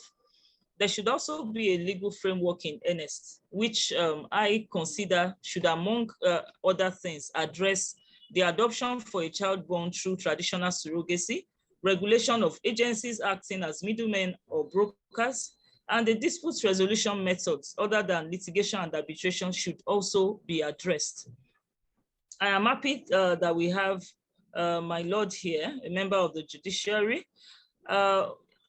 I recommend humbly that given the special situation involved in surrogacy, the judiciary should be brought to speed on this area of law.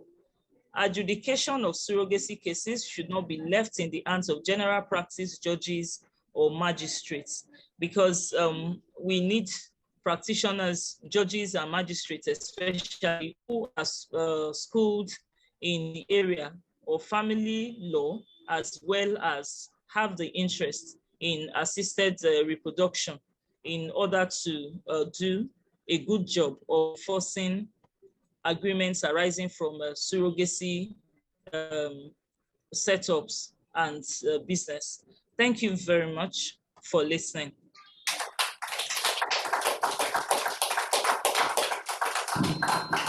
Thank you very much, Katrin, for enlightening us. In Delta State, we have the family court. The family court deals with all issues concerning children. I believe that court has the jurisdiction to look into surrogacy agreements. I believe so.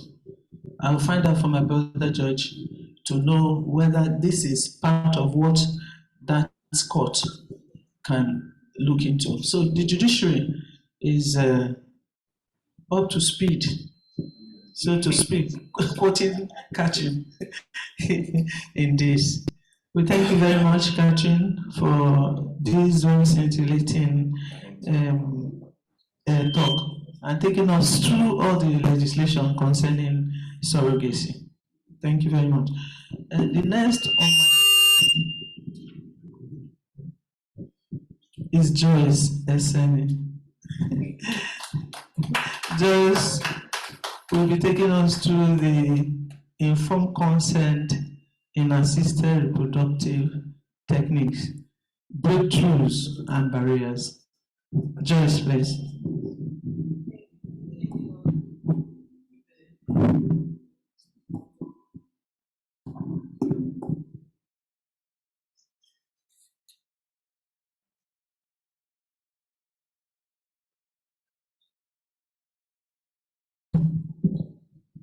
Good day, my Lord.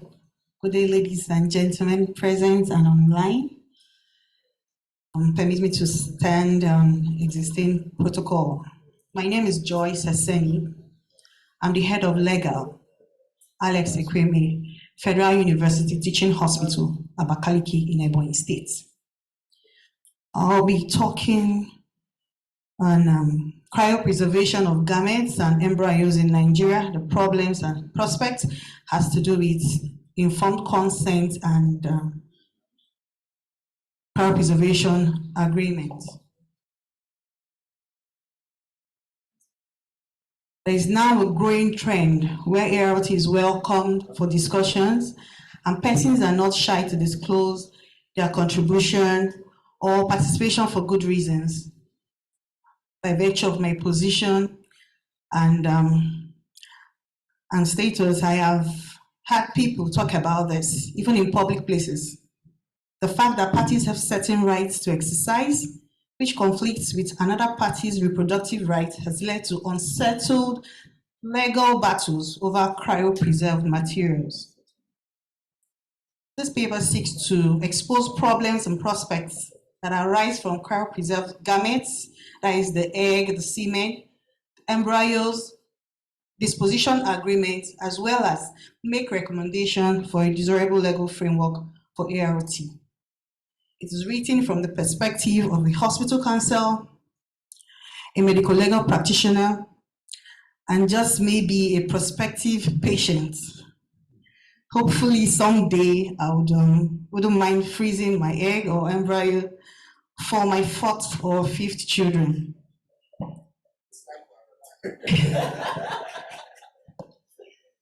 Cryopreservation under ART is the preservation of gametes and embryos in line with best standards for future use.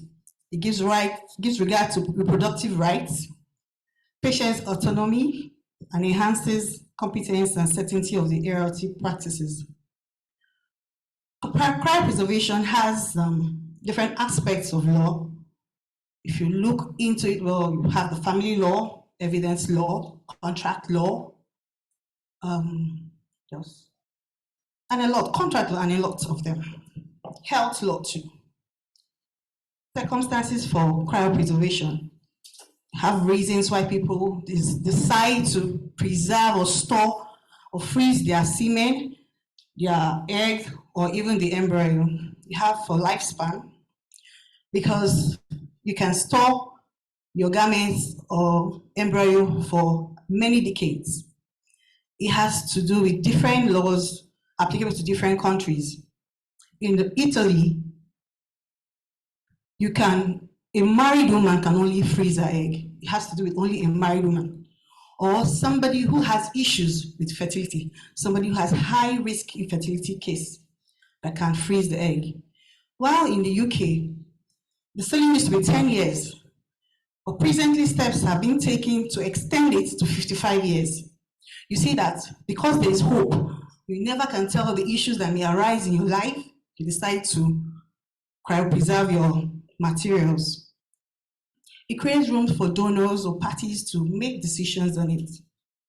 People decide to preserve their gametes or embryo for different reasons. Medical reasons, number one, diagnosis of a medical condition, especially cancer cases, where they undergo IVF treatment and you preserve your embryo. It saves you from repeating the process again.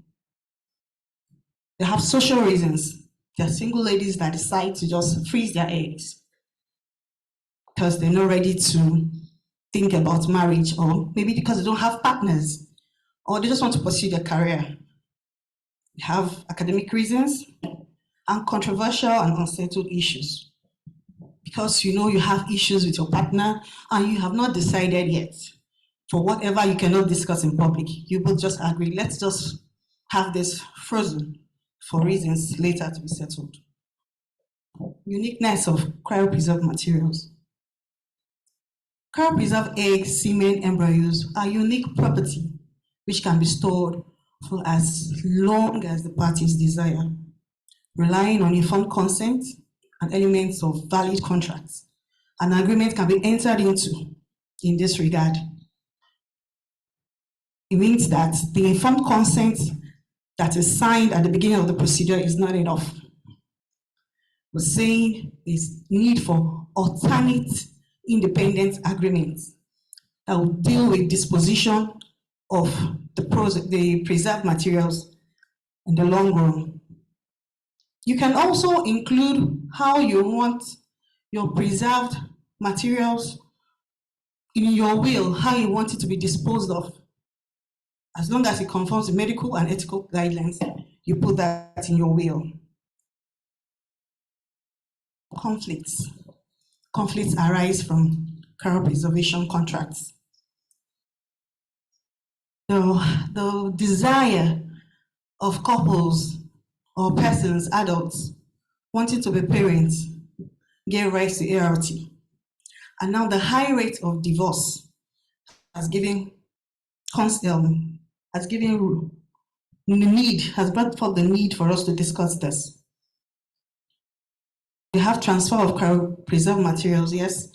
You can transfer your preserved materials from another facility within the state or even from outside the country. And when you're doing this transfer, issues arise, conflicts arise, and it leads to litigation, paternity and custody, social and insurance benefits, death of a partner or spouse, disposition agreement, withdrawal of consent. You sign consent, you give consent when you preserve your materials at the beginning, and all of a sudden you decide that you no longer want to be involved in this person or even the process. It causes issues. We have force majeure. There are acts of God that can give rise to conflicts. Example here is the Hurricane Katrina, where we know that some embryos were threatened, but luckily records have it that some babies were delivered after that incident. We're going to take some cases on cryopreservation. In Woodward Commissioner versus Commissioner for Social Security, a couple's marriage lasted for 3.5 years. When the husband died, he had to preserve his semen. He preserved the semen before embarking on leukemia cancer treatment, and he lost that shortly after he died. 2 years after his demise, the wife, through artificial insemination, got pregnant and birthed twins. Next, she applied for Social Security survival benefits for herself and the babies. And this posthumous benefits and conception was so strange to the court. The court did not oblige because they had their laws, they had intestate laws and how you have to connect it. But the law says posthumous conception is non-marital. So it was so different and strange. No matter the issues that arise in each case, they are not on all fours. They always come out different. Natalie Evans' case. Evans and her fiancé, yes, cryopreserved their embryos. You know, when you're in love, you tend to do so many things because you believe you will never separate. So they got their gametes, into embryos before she commenced her cancer treatment. Unfortunately for her, part of the treatment was removal of the eggs, her eggs. Shortly after that procedure, they had to part their ways. And the guy, her ex-boyfriend, withdrew his consent that she should not use the fertilized embryos. And she wasn't comfortable with that because she had lost every chance of having her own biological children. So she sued. But the court also had issues with this. This had to give, it sparked debate, public debate, and it gave they had to bring forth something we call 12-month schooling period. The period that after withdrawal of consent, you still have to wait 12 months to see if you could resolve the issues. Still, it wasn't enough. The court was not convinced with the legal arguments, and they had to determine that this particular case was for the parliament to legislate. So you see, the issues that arise from this are so unique. Appraising the National Health Act. The National Health Act celebration started in 2004, and the law was enacted in 2014. Following a successful IVF in 1986 was enough time for Nigerians to start thinking about the National Health Act. Still notwithstanding, the Act came into existence. It was only Section 50 that provides for garments. And Catherine talked about it. It has to do with manipulation. Manipulation is not ART. So we cannot say we have a law on that. But for good reasons, the Act talks about informed consent in Section 23 and gave reasons on how it should be obtained. Informed consent is the ignition that drives the process. But informed consent in cryopreservation is not enough. It's just at the beginning stage because it's something that has to be applied to all medical procedures. Now we're talking about cryopreservation agreement that goes down to consent. Because when the courts are faced with issues concerning this, they look at the best interest of the child, they look at public policy, and most importantly, the intent approach is applied. And that is where the agreement comes forth. We have the ART in Lagos. Guidelines is not enough. We have the Code of Medical Conduct, medical ethics. You can't call that a law. Although the emergence of ART has caused better life, the same has raised legal and ethical problems. The legal issues surrounding cryopreservation are recent and unsettled. Anything that has happened abroad can happen in Nigeria. So it is best time for us to anticipate these issues so that when it gets to Nigeria and the courts, the judiciary will not be confused in what to do. Where the courts are bothered on how to go about issues of withdrawal and conflicts arising from this, most times in foreign jurisdiction, they rely on the cryopreservation disposition agreement. That's where the contract comes in. It is different from the informed consent. So we need to talk about this. There is need to anticipate legal disputes that will arise and consider a distinct legal regime for ART practices in Nigeria. Relevant stakeholders are enjoined to apply in the right step towards enactment of a framework. I will say ART has come to stay. It is a reality that we should consider our future. Thank you very much.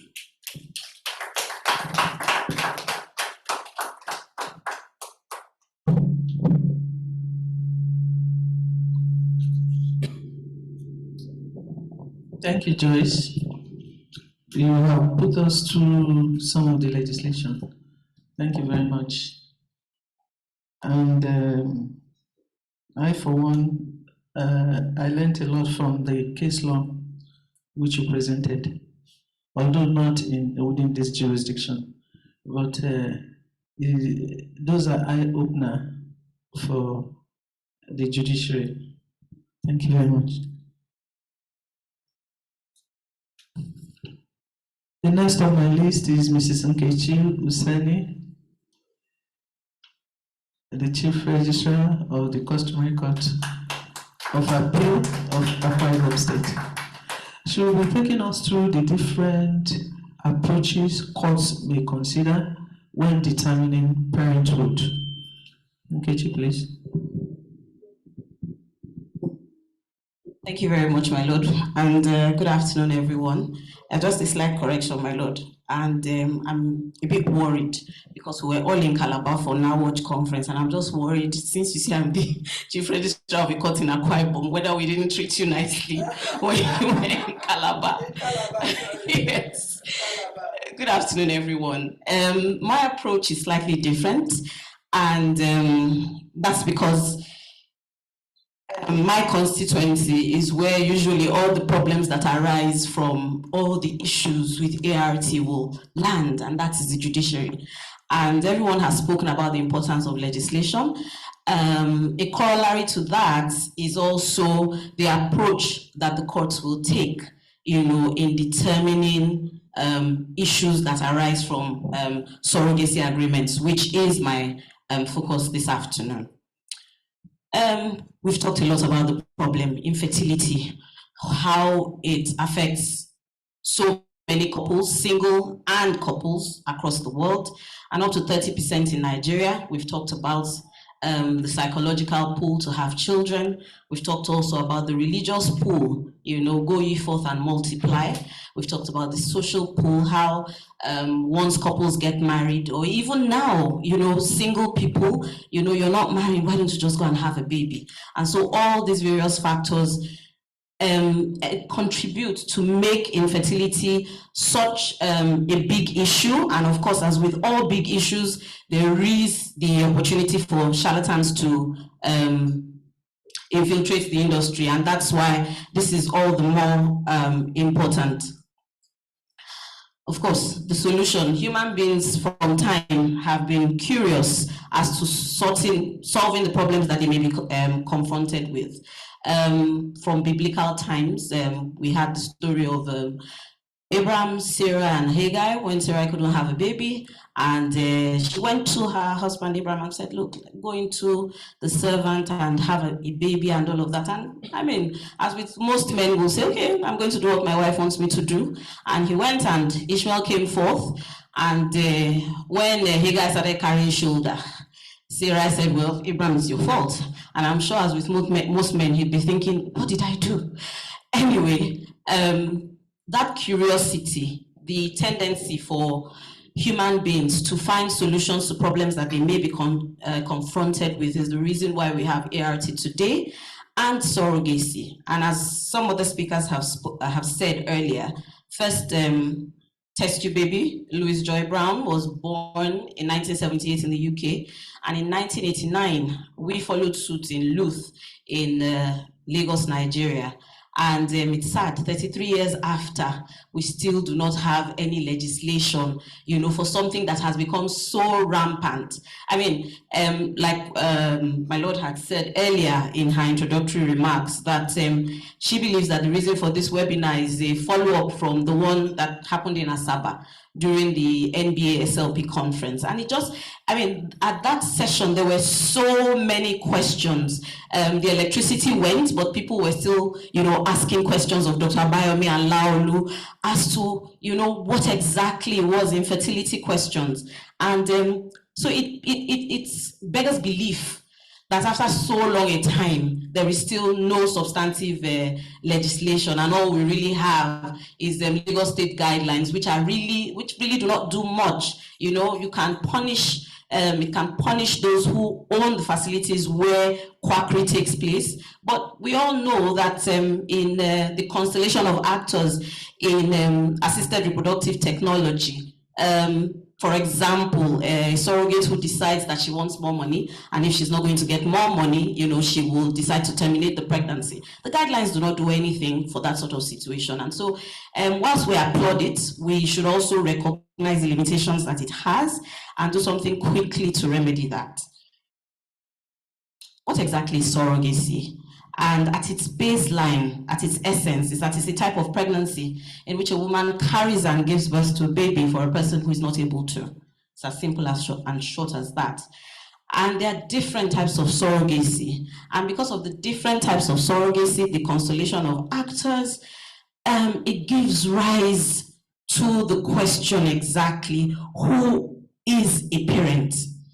Who exactly is a parent? We have the gestational surrogacy, traditional surrogacy and donor sperm, gestational surrogacy and egg donor, gestational surrogacy and donor sperm, gestational surrogacy and egg and sperm donation, gestational surrogacy and donor embryo. And with all these different sorts of surrogacy, you have different parents, as it were. And so it makes it all the more important to determine who a parent is in given the context, within the context of surrogacy. The Oxford Dictionary provides as a definition of a parent as a person's father or mother. But anybody who knows anything about surrogacy knows that that question is so inadequate and really creates just more confusion as to who the parent of a child is. And so what I'm going to try to do, the perspective I'm going to try to bring to this discussion, is the different approaches that the courts can take in determining who the parents are in a surrogacy arrangement. Why is the question of who a parent is so important? Why? At its root, it is identity. When you say, if you're asked the question, who am I think the first thing I would answer was to say my name. And my name would bring me to my roots, who my parents are, my first name, my surname. If one is unable to answer that question satisfactorily, I would imagine that such a person would feel mostly rootless and unmoored, and that can raise its own problems. We've also talked about the preservation of the balance of society. Dr. Bayomi was talking, Dr. Jai was talking about mothers coming into his clinic asking that their daughters donate eggs for them to carry. It is important for the delicate balance of society that certain degrees of consanguinity are not breached. And so for these reasons, or for this reason also, it's important to answer the question who a parent is. Of course, for succession and inheritance, for citizenship, and I will speak briefly about the Abrahami case. Ms. Abrahami was a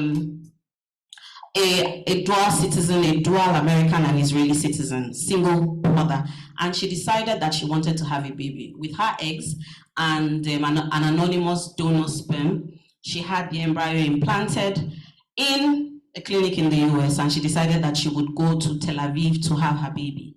In filling out the paperwork, she had no issues transferring her US citizenship to her son.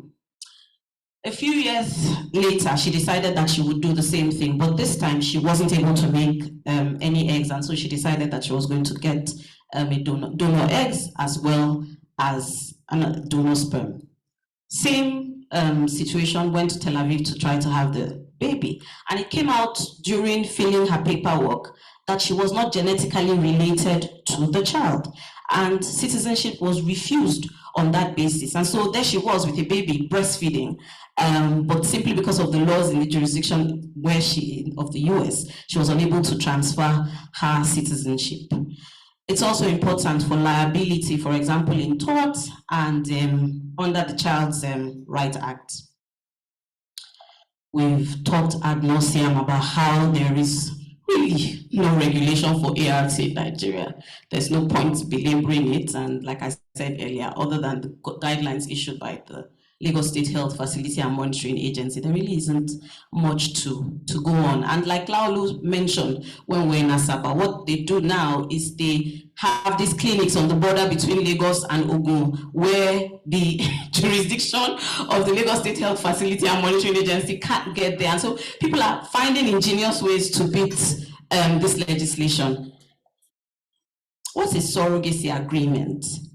A surrogacy agreement basically is an agreement between intending parents or commissioning parents and a surrogate setting forth their intentions regarding the surrogacy and their intentions for the arrangement. What do we hope to achieve from this? What is our process going to look like? You know, it provides the reference points for parties during the surrogacy process. It is usually written and signed. Some of the contents of a surrogacy agreement are preconception arrangements, pregnancy arrangements, the birth arrangements, things that could go wrong. Alaolu, I remember the story you were telling about a surrogate who had carried a baby during COVID and the parents died. The commissioning parents died and the surrogate was saddled with the baby. Those are some of the things that one must consider and include in a surrogacy arrangement when things go, so that when things go belly up, you know, you have a plan for those. Parental rights. How involved do we want the surrogate to be in this child's life? Communication about the child's rights as well. Do we want the child to know about her origins? And if we do, when? Those are some of the contents that should come in a surrogacy agreement.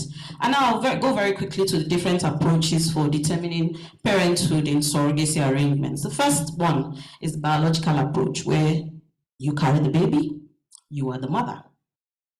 But quite frankly, this doesn't take into consideration the work that the intending parents do, the commissioning parents. They usually set the process in motion. They decide, I want to have a baby, I can't, and so I need to get a surrogate, you know, and the surrogate agrees, and then the process begins.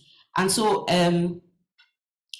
under the biological approach, what the courts usually look at is, okay, so you carry the baby, you are the mother. Whoever she says the father is the father. There is also the presumption of paternity up to 280 days after the subsistence of a marriage, or whoever DNA, now with the advent of sciences. We also have the genetic approach.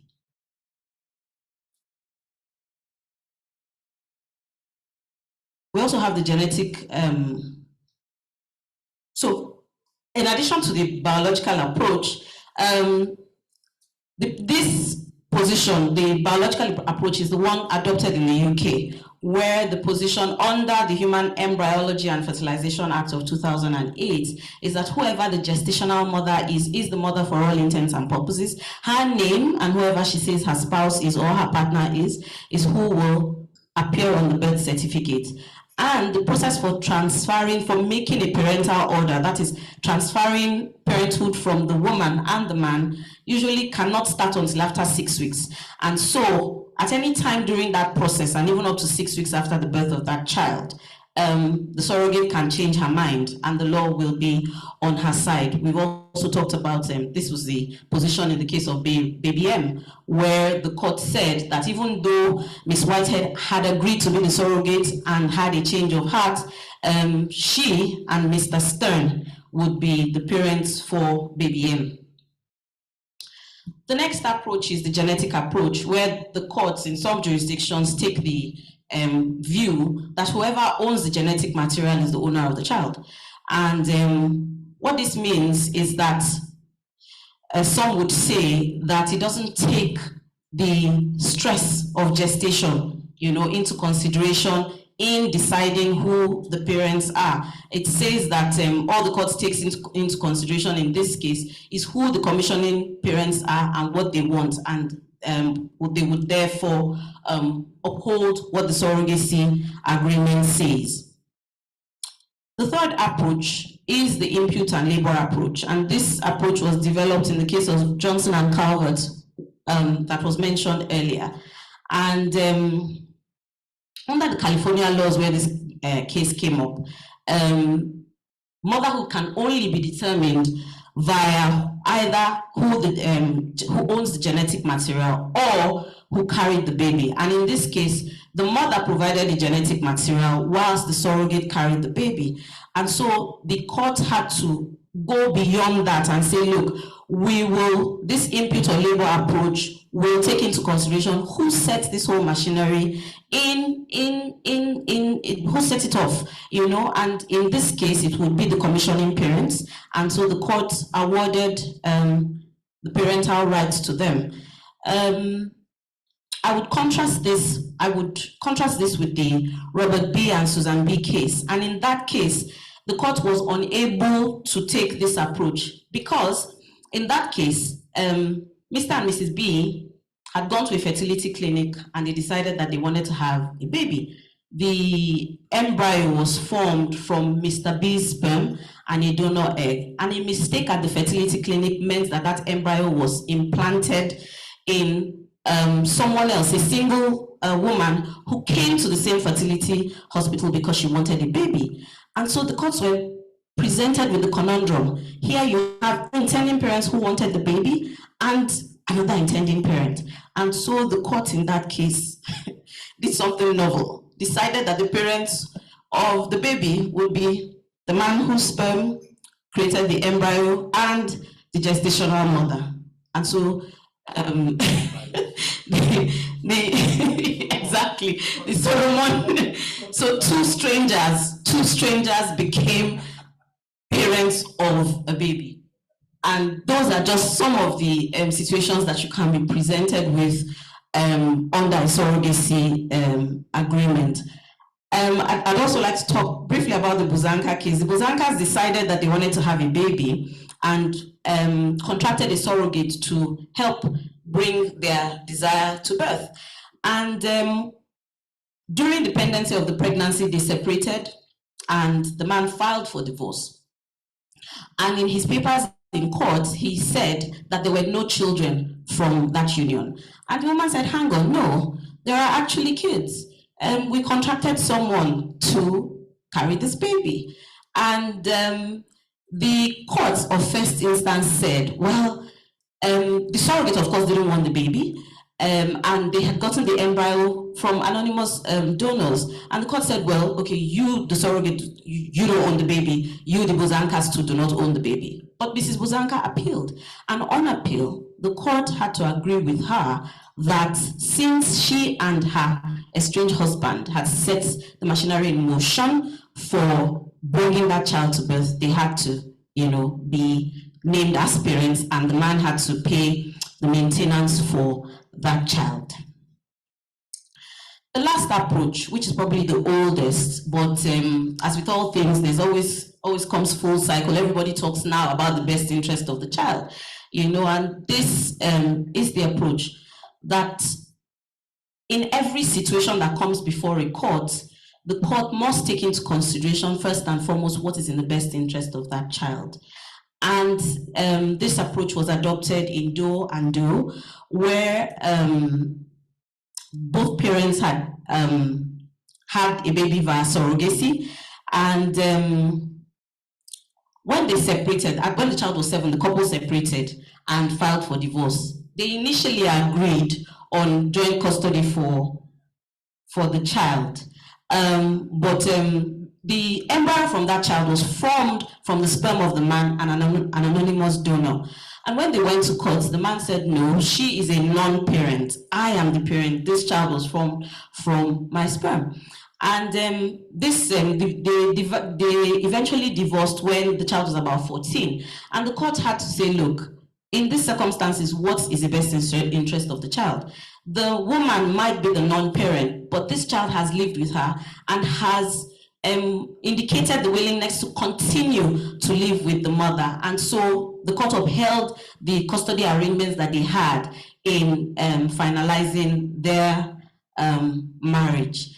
In summary, we've all been talking, and I guess the point has been made time and time again, that it is important that these conversations happen and that they culminate in a homegrown legislation to govern this industry. That is imperative.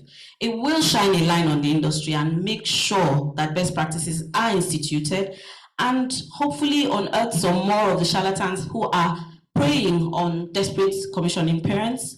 And of course, our courts need to begin to give effect to surrogacy agreements, as this will encourage parties to approach the courts to give effect to their arrangements. Thank you very much.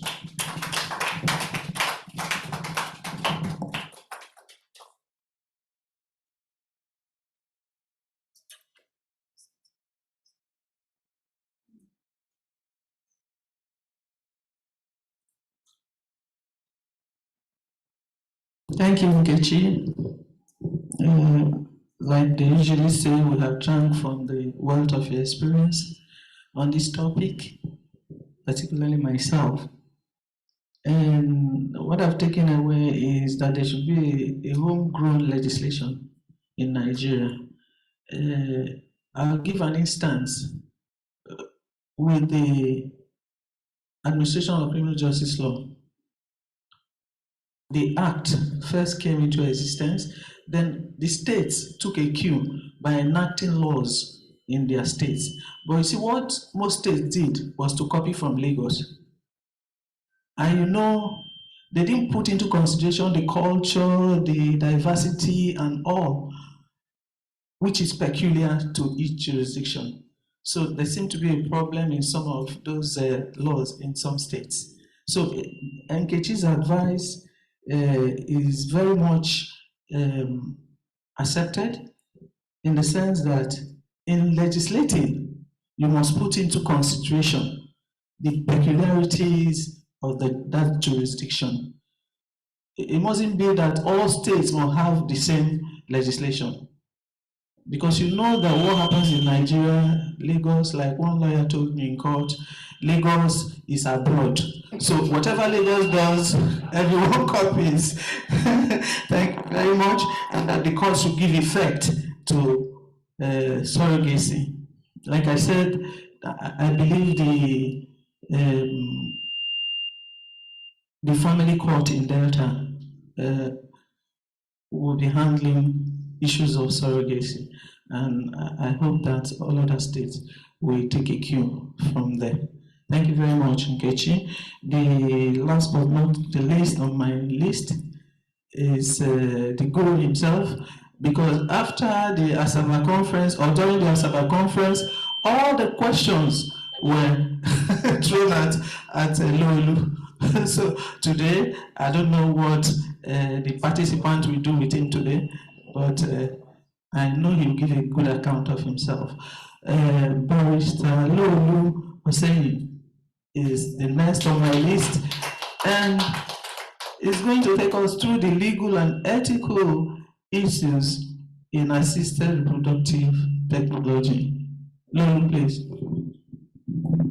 My Lord, I want to thank you for honoring us today, and I stand on the existing.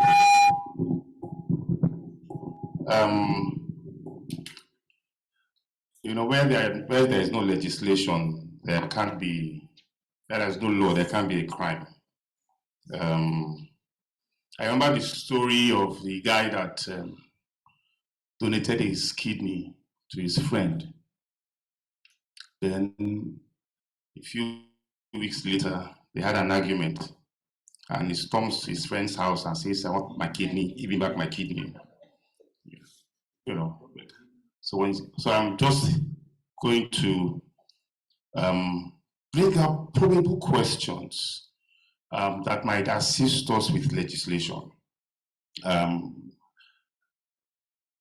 The probable scenarios that could occur at any point in time. And I see the slides. I did this because at times we don't have legislation on one end. I had the discussion with the KT a few days ago as well. We don't have legislation on one end. Neither do we have judicial precedents on the other end. So we are not having cases in court, so to speak, you know, solving these issues. If we had cases in court and we had judgments there, those judgments can kind of guide us with respect to. All right, so should there be criteria for ART in Nigeria? I look at it like this from this angle, that ART and adoption, there are criteria for adopting a child. They background check the parents, the intending parents. They can only a married person, only a couple can enter an adoption agency to say they want to adopt. Why is it different with ART? Or rather, should we have a legislation to say that only married couples should participate in ART? Should there be an age limit? I belong to an ethical committee where a discussion came up about the age of a donor. And they said the age is 21, and I said, why? Trying to rationalize it. But so at times, it's not only when you say age limitation, shouldn't just be that shouldn't just be a 70-year-old woman, you know, but it should also be when you are engaging as well. So it must also be how young is someone eligible to participate in ART, either as a donor, as a surrogate, or, you know, how old or how young. Should criminal records and lifestyle of intended parents be scrutinized? Because if you have a criminal record, if you are a drug addict, you can't enter an adoption agency to say you want to adopt a child. But why can a druggie who has the money walk into an average facility and have ART done? We should begin to consider this in light of the earlier speakers who have talked about, right, you know, the Child's Right Act says the interest of the child is most paramount. So we're going to hold that legislation tenaciously, then we should also apply to ART. How many of us have bothered to background check patients who walk into our facilities? I'm loyal to some hospitals who do cosmetic surgery. And so suddenly we started finding a high mortality rate in people doing liposuctions. And we found out that majority of the people doing liposuctions were strippers who would leave the nightclub and walk into your facility the next day to do Brazilian butt lifts. So they get on the bed and they die with, you know, after anesthesia. So we found out that, oh, so now we have to have a protocol that says, okay, we must admit you for a day or two so that we can detox you. So have we taken any effort to do any background check on those who are walking into the facilities? Can I not escort my younger sister into your facility now and pose as if we are a couple? What legal impediments, what legal duty, obligation has the law imposed on practitioners in this regard? Now that there are no laws here, this is the best opportunity for us to consider these things and sell it to the stakeholders. Should the law distinguish between consent for storage as different from consent for usage? I decide to store my sperm, but there should be a protocol and consent before it can be used. Next slide. What is the protocol for withdrawal of consent? Consent is as good as what we call a living will in medical laws, whereby I make a declaration that this, I hereby approve this. But at the same time, too, I have the right to think about it later and withdraw it. So, for example, those who give transplantation, the law encourages you to give them at least 6 sessions of counseling and give about 4 weeks for the person to introspect well enough before donating that kidney. So that he doesn't do it on a Monday, then by Tuesday evening he's regretting it. Some of us have regretted dishing out money at times out of sentiment. You can go to church and the pastor preaches well enough and you put your house rent in the basket. But if you had enough time to, you might just be more objective in making such decisions. Can genetic materials be inherited? Can I say that, okay, I'm putting my sperm here, can I transfer it to my wife upon my death? Or can I say that, oh, because my family is a family of sterling athletes, my sperm that is in your sperm bank, give it to my brothers? Can we transfer it? Should the identity of a donor be disclosed at any point? There are jurisdictions in which the full identity might not be given, but they can tell you that the donor is black, he was an athlete, college graduate. You understand?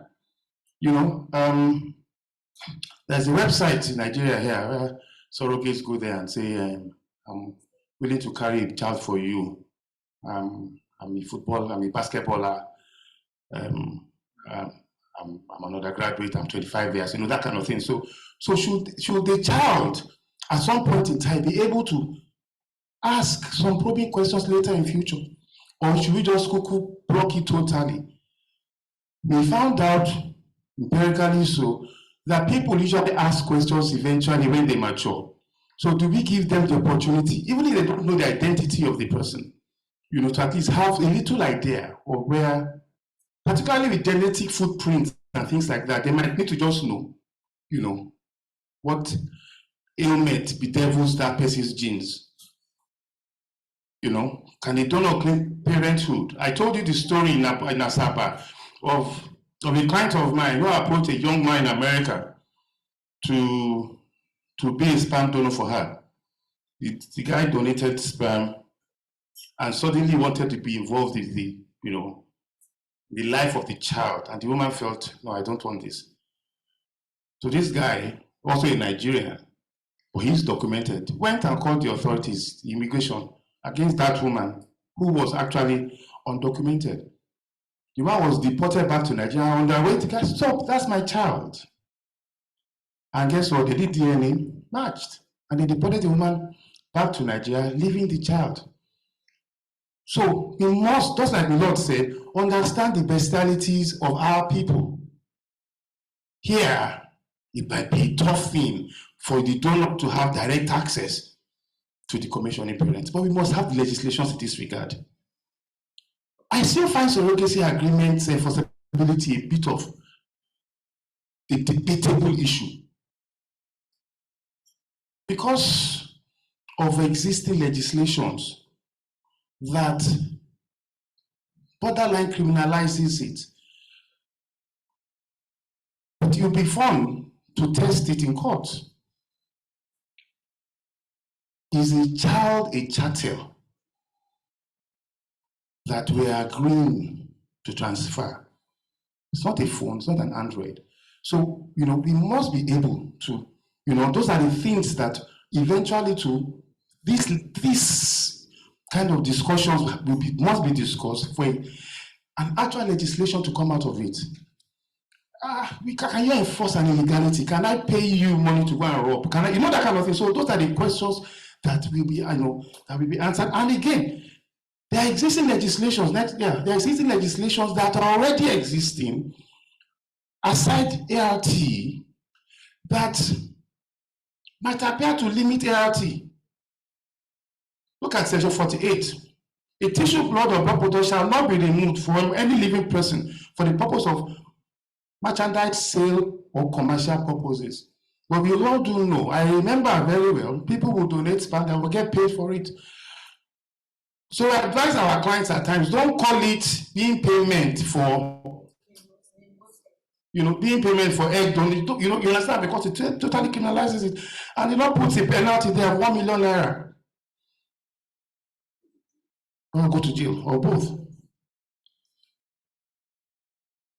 A person shall not, although this particular provision, talking about manipulation, basically centers on cloning though. But what is important for me here is import and export of human zygotes and embryos. We have people who, so the question is, can I take my own embryos from America to Nigeria? Is that importation or export? Either way, the law says it's illegal. But is it so? Maybe the intention of the law is if it is for commercial use, maybe not for personal use. These are the things that we must still be able to tackle in court, raise as in legislation, in order for, because I might carry my embryo now and somebody is telling me at the border now that I'm liable to 5 years in prison. But I believe strongly that the intention of the law is talking about commercial. So carry embryo of several, and I'm bringing them across borders. I believe that is what the law is talking about, criminalizing importation or exportation of it. Only a registered, section 52 says, only a registered medical practitioner or dentist may remove from a living person used tissue so removed for any purpose stated in this bill, or transplant tissue so removed into another living person. Removing and implanting into a living person. The law is saying that only a medical practitioner can remove and implant. Is that so in ART? Is it only medical practitioners removing and implanting? So you have to find out now that we are at crossroads. There are legislations existing in certain instances, side by side with ART practice, which might borderline be arguable. And there are ART practices which totally have no legislations. My thinking is that we should all go home with these questions in our minds as we proceed on to having legislations in place. Look at payment in connection with importation, acquisition of tissue, blood, or blood product. It's an offense for a person who has donated blood tissue or blood product to receive any form of financial or other reward for such donation, except for reimbursements of reasonable cost incurred by him or I always tell my clients, do not put in there being payment. You have to find a way to be ingenious about, I'm talking as a lawyer to hospitals now, my Lord, about how you coin it in such a way, because it puts a fine there and a period of 1 year or 100,000 naira fine. Now the law also allows you that you have the power, a donor may, prior to removal of transplantation or related organ into the donor, revoke a donation in the same way in which it has been made, or in the case of donation by way of a will or other document, also by intentional revocation of that will, codicil, or document, which means that if I and my wife have decided, or if a net donor has decided to donate, that person has the right at some point in time to say, I'm from a priesthood generation, I'm from a holy royal family. Why must I'm not doing it again. So how does that relate to surrogacy agreement, for example? Another agreement you do in ART, where the law has empowered a donee to revoke at any time. Will there be consequences? Those are the issues that we should ask ourselves in this. And I also want to thank you all for listening. Like I said, I just wanted to bring out issues from existing legislations, bring out issues from ART practice in Nigeria, and bring out issues where there are no legislations at all. So thank you for listening.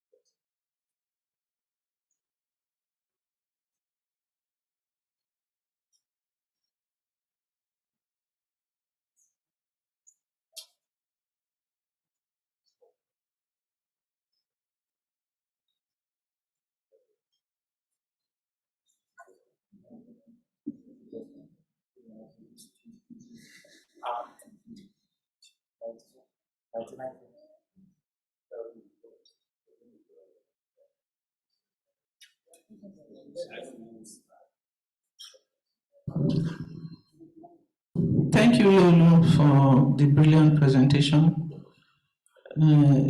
He has brought out existing legislations and has shown us where there are no legislations to guide us. Thank you very much.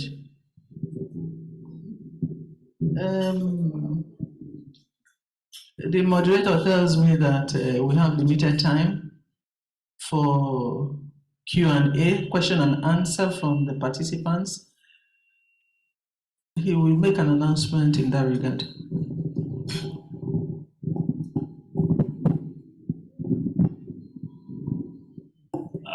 Thank you very much, everyone, especially our presenters. I'd like to first find out, do we have questions in the house?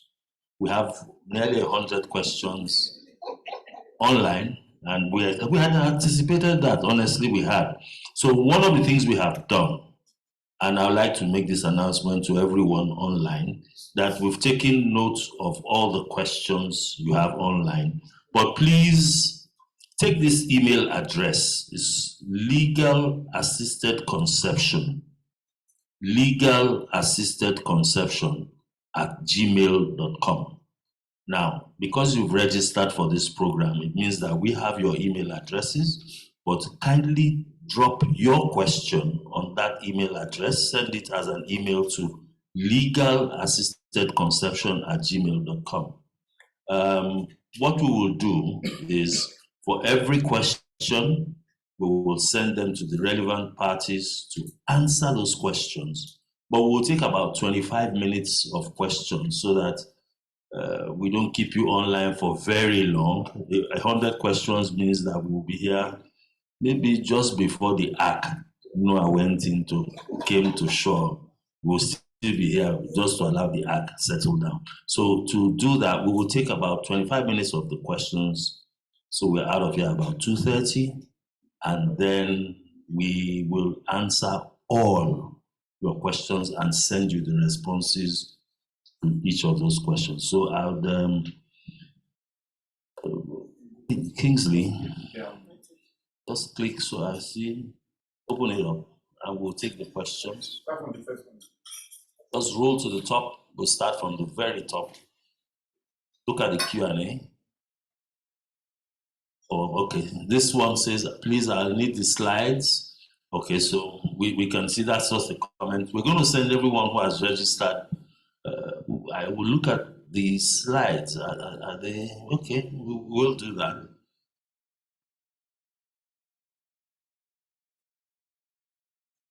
Some are comments, so we need more of comments. But let's run through. Let's run through. Good morning, all. Good morning, all. Good morning. Good morning, everyone. Good morning, all. Good morning, everyone. 11:03. Good morning. Are those the? This was the beginning, okay. Yeah. Continue. Keep going down to like 12. Till 12 p.m. Yeah.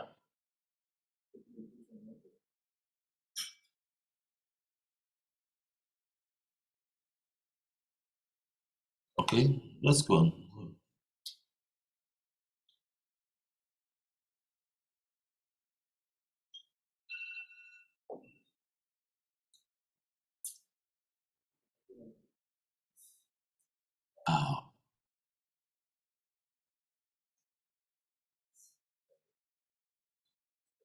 Thumbs up.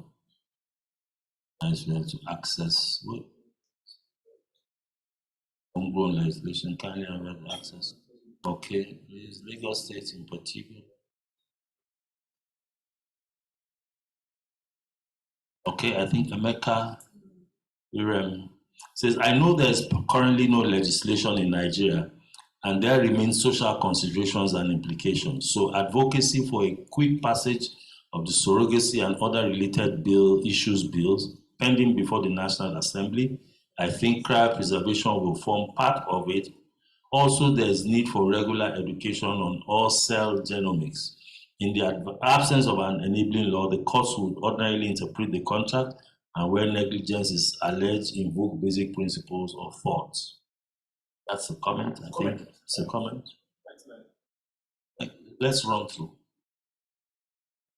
Wonderful. Foreign topic. Brilliant. Let's go on. I think we have been spared by the so we can look at the okay, now questions, okay.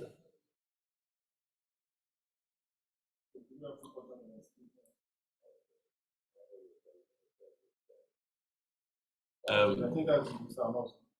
Yes, for Mr. Amos, we would send the Fertility Awareness Advocacy Initiative. Let's give the email address, Wally, quickly. Let's just give the email address so that that solves the question for anybody who is interested in getting in touch with FI.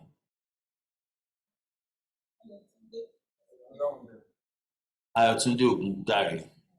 With the tendency for humans to make mistakes, what are the safety nets put in place by practitioners to swap gametes and implant in a wrong receiver? How would medical malpractice be defined in this regard? Laulu, safety nets. Doctor, maybe you help us. Well, I think there is a very important aspect of ART, which is quality control. And this is part of the labeling, the witnessing. Even there's it's possible also to even have online witnessing. So there's so many things that we put in place in order to avoid this. But once in a while, maybe it still happens. But I mean, the incidence is very, very, very, very low in many clinics. So we have put so many things in place for that not to happen. But the medical malpractice thing, that's beyond me. That's a lawyer's thing to talk about medical malpractice. So,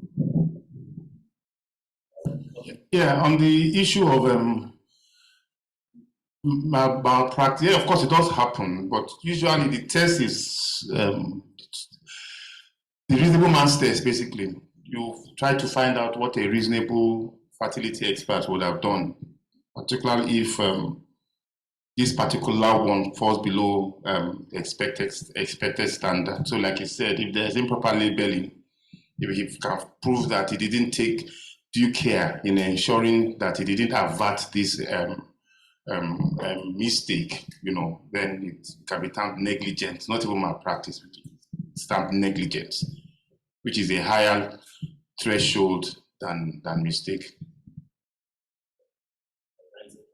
On legal implications on freezing embryos, eggs, sperm by parents on behalf of their children or child for future use in event of infertility. That is possibility born out of fear from previous history of infertility. What say?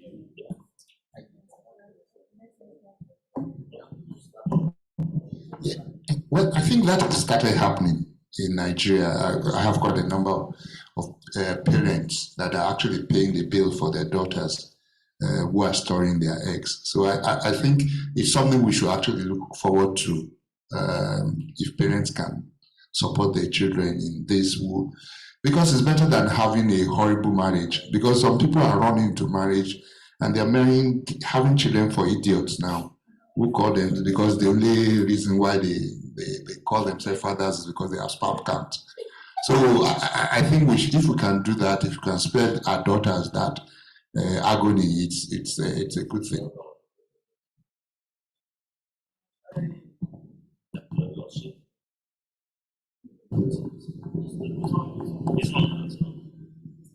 I believe it's not been embraced by so many women. The times are changing.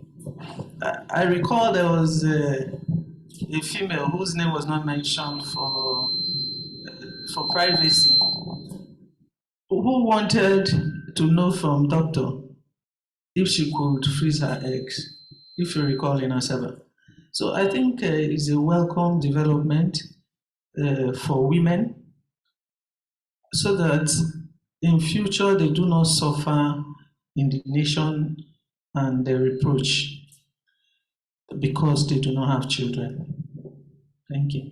And I wanted to add that in legislating, we should look at mediation as one of the ways to go, because the society or the world is now tilting towards ADR, alternative dispute resolution. Not most people want to go to court.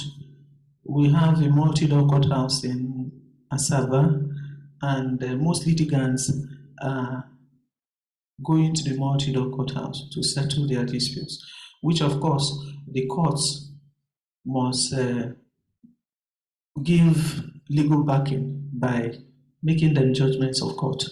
So I think we should look at the issue of ADR in legislating, particularly mediation.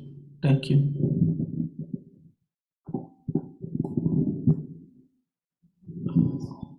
Yes. Now, another question. Are there increased risks of genetic abnormalities in frozen embryo?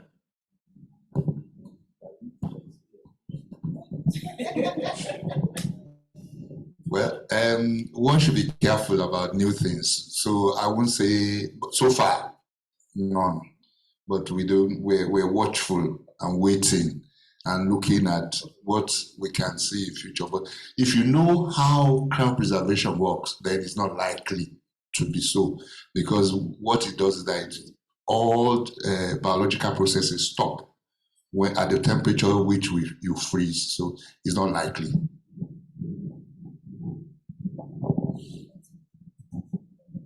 Is there any difference between tissues, gametes, and embryos, or the laws with regards to use of blood and tissues covers gametes?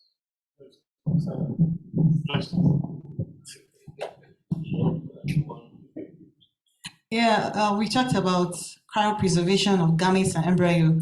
When we talk about that, it's strictly not the tissue. The gametes, we talk about the semen and the oocytes. That is the egg and the sperm. Then the embryo is where they have, fused together. So that's a different aspect of cryopreservation.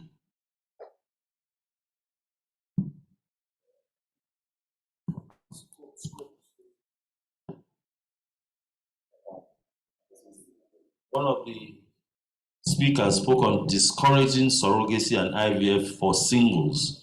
The Child's Rights Act, however, allows for singles to adopt. What should be the ethical framework for this? Because older singles who feel time is against them can walk up to a fertility clinic with a sperm donor.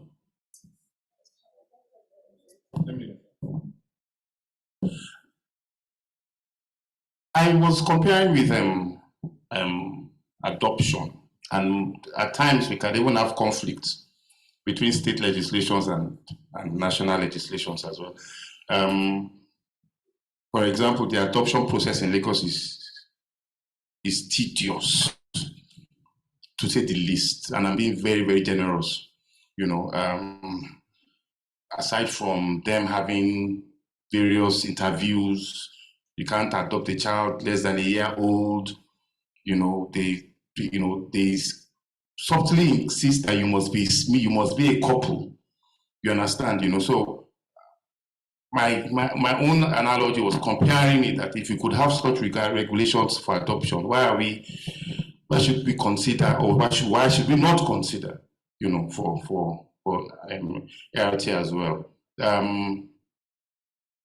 So far, there's no legislation precluding a single person from procuring ART, at least in Nigeria. But we are saying that there has to be discussions in that regard. And I remember that there was a time they had this so-called public hearing on surrogacy bill. People's inputs varied. Some persons came who are in the fertility industry, some from religious perspective, some felt it was un-Islamic, things like that. So you just might find that in various states, you might have various, and the country like Nigeria, I can assure you that there'll be a state in this country, if they're going to have an ART law that will say it's only couples. There will be a state in this country that will say that it is infidelity, or that kind of thing. It's not morally right, and there's no honor for a woman to that kind of thing. So by the time we begin to have these discussions, these things will arise. So that's why I just brought out those popping questions, not as if they're casting. Sorry, I also want us to look at that question properly. What the lady said, and this is sometimes when we mistake surrogacy for use of donor eggs, because she said, why can't a mature single lady walk into a fertility clinic with a sperm donor? That is not surrogacy we're talking about, because she can still carry it herself. So, and that's one of the things we need to start differentiating. Surrogacy is different from you using donor eggs. So she can, of course, have fertility treatment. But I'm also on higher. My own. That's it. How should conflicting interests of the rights to anonymity on the part of a donor and the right to self-determination / identify on the part of a resulting child occasioned through ART be resolved? Big tough one. Confidentiality is the core of medical practice. So even the right to self-determination versus confidentiality is still, because particularly I think they mentioned child as well. In the interest of the child, the identity of the child should be, kept, particularly. So also the identity of any donor, but particularly in medicine, the only time in which such a veil can be removed is with the consent of the donor, for example, and donee, if they are both adults, and say, okay, I allow you, you understand? But even with that as well, you can see finding certain, might be working under a little bit of thin ice, because that can automatically also be identified as advertisement for the practitioner, which is also unethical, but confidentiality is the core of medical practice. So you cannot say because of self-determination or whatever, you want to release. The only time you're allowed by law is if it's for public health interest, Ebola, COVID-19, then they have the responsibility of informing, when the commission of a crime has occurred, sexual assault, things like that, but not for IVF. That's a very interesting question here, and I think I know where the question is. The part of says, as regards improving, bros, I'm moving to France. Says,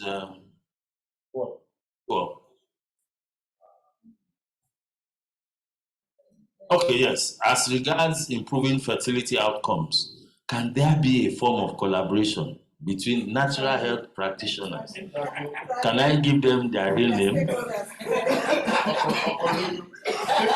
And fertility clinics and other agencies involved in ART. The main aim being helping the desirous parents to achieve a healthy conception. No, I think it's Dr. Faye, you're going to have to answer this question, because maybe you confuse the two.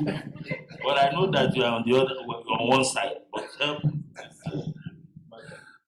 Well, it's an interesting question, because the alternative practitioners are a reality, and we are faced with that. We may not be faced with them directly, but we are.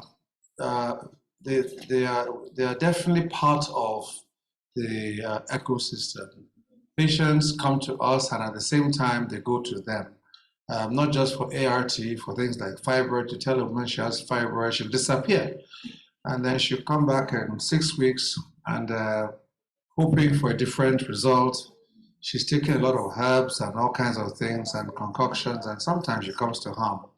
So we are orthodox practitioners, and since in the alternative space, the biggest problem is that there's no standardization. So I give you paracetamol, I know exactly what's in paracetamol, but we don't know what they're using. And also their own methods have not been subjected to scrutiny. So I will be very wary of having any such collaboration, except by way of referral that, okay, I put my hands up, take over. Thank you very much. Please, what's the likely position of resolution where one of the divorced parents is not genetically linked to the offspring, but is highly bearing the cost of facilitating the process? Can such a person be denied ties to the child?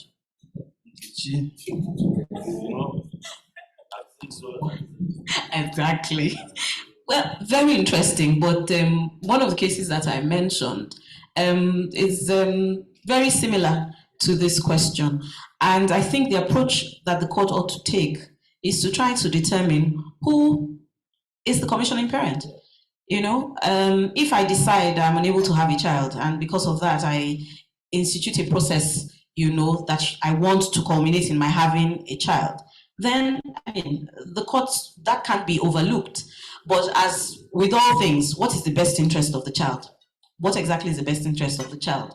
And that's how I would go about resolving such a case. Thank you.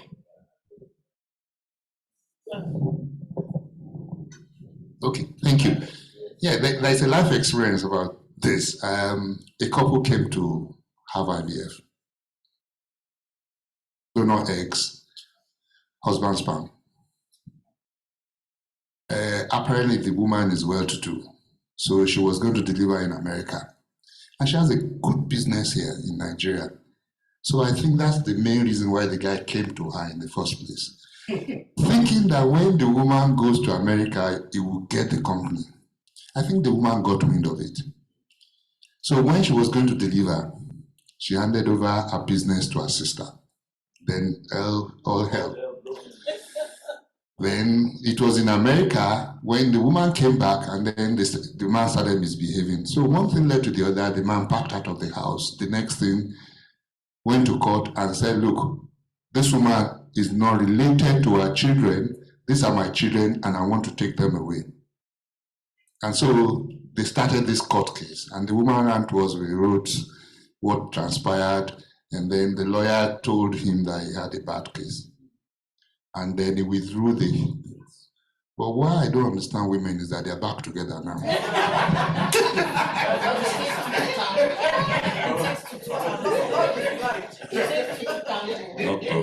Doctor. Well, what will a facility do in the case of cryopreservation when a sperm donor or an egg donor, when they do not come back to the facility to get back their sex gametes? I'm confused with this question because it's talking about sperm donor, egg donor, and cryopreservation. Okay, thank you. This is one of the reasons why, is this the camera for the audience? One of the reasons why the hospital needs a lawyer, and a good lawyer for that matter. Like I said, informed consent is not enough. So you need to have all this stated, spelled out well in the cryopreservation disposition agreement. The duration must be involved, it must be included, you must draft the duration clause.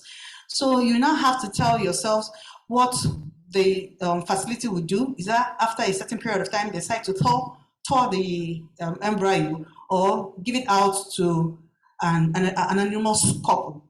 So for the best way to answer this question is to ensure that there is an agreement where you freezing your garments. Thank you.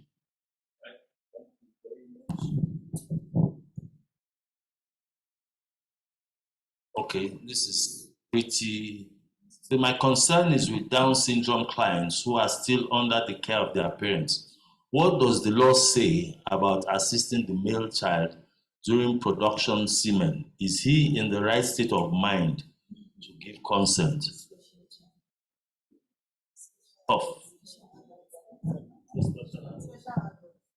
Before you can give consent, you must have capacity. Yes, and so in that instance, it isn't. Then it should even be probed further. The intention of whoever is going through the process with that challenged individual, because the person doesn't have the metacognition, and doesn't understand the consequences of, doesn't understand nor appreciate the consequences of his action. So capacity is key here, and once there is lack of capacity here, it shouldn't even be something that should, no hospital would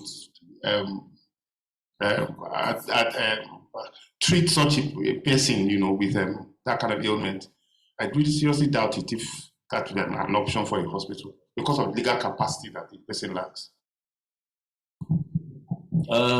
Very exciting question next. It says, what do you think about the wish of a single perimenopausal lady to seek ART using donor sperm and donor pockets? Money. You want to use my MQ? That's what you said. No, I think is why he got confused and gave it is because of the donor pocket. No, but I think we'll try to answer this. If you're single and you want to use donor sperm and donor eggs, it's allowed. You can do that. Yeah, what we're talking about, what there's still a controversy about is whether you can do surrogacy or not. And even in the UK, I think they just allowed them 2 years ago for them to be able to, singles, to be able to do surrogacy. So I think it's a work in progress even here in this environment. So, but you can use donor gametes. Another exciting question. It says, I'm curious to know how much of fertility treatments in Nigeria are focused on the prevention of the transfer of genetic illnesses as against meeting the need for conception. Fertility treatments administered more for assisted conception or for screening for the prevention of the transfer of genetically inherited diseases. So, doctor, I think you are, and he knows well. Well, I think in assisted conception now, you get what you ask for. So it's like a menu now. How far do you want to go? If you want to screen for genetic diseases, it's possible. But what I tell people is that is like the Ferrari of IVF treatment. And if all you have is you can only buy a Toyota, better stick to that. But if you can buy the Ferrari, it's also good. So you can screen for genetic disorders in IVF.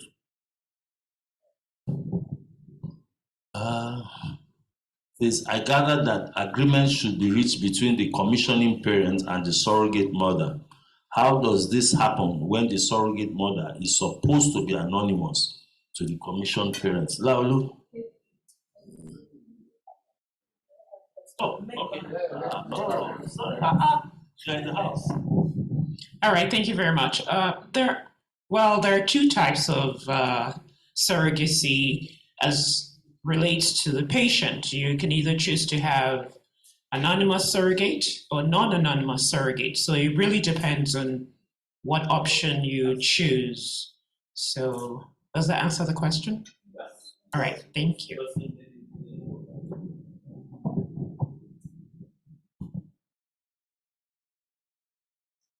Another one is discarding excess embryos not a contravention of the right to life? I don't want to use the I have 6. I have 6 embryos. Well, is it? Actually, I think it's a cloud question, but I'll start. The thing is that there is still an argument, when does life start? We know that about 75% of embryos cannot become babies. We know that. And that's why we have a problem with people who see every embryo as human life. Okay. So discarding XX embryo, I can't say whether it's yes or no, because I don't know which of them will become babies to start with. But the second thing again is that sometimes to keep these embryos, if you like, alive, somebody needs to pay the rent, because they have to stay and they have to be fed somewhere. And once nobody is paying also, it becomes a problem. So we can keep the embryos like for as long as you like. Like I think it was when you were presenting, you said now even in the UK, you can up to 55 years. In Nigeria, you can keep in perpetuity. I mean, there are no laws yet. I think that those are some of the good parts where there is no law. We can still keep like forever. But I think it's a discussion that really we need to have. I think that's my own goal. Question. Okay, for surgical samples or bodies, when you want to discard, that's the way you do like a manifest and publicize in the dailies. Can that be an option? The problem is with the word there, contravention of a right. That can only happen, you must exist before you can have a right, at least in this jurisdiction. The closest jurisdiction I know of is Israel, where the fetus has the right. They have legislations there whereby, so the pregnant woman smokes, they feel you are infringing on the right of the baby.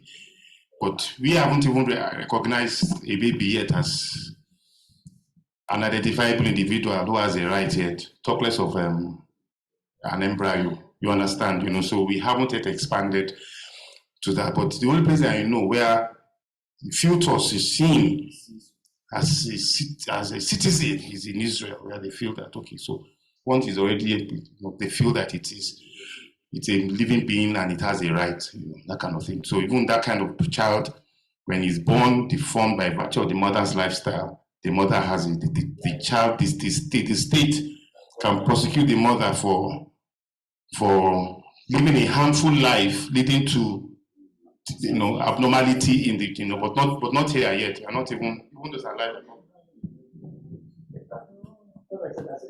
That's the only. Now, there's a second question to that one is that can a donor be compelled by legislation to disclose known genetic disorders? Can it? It's legislation. That's why I'm looking at you.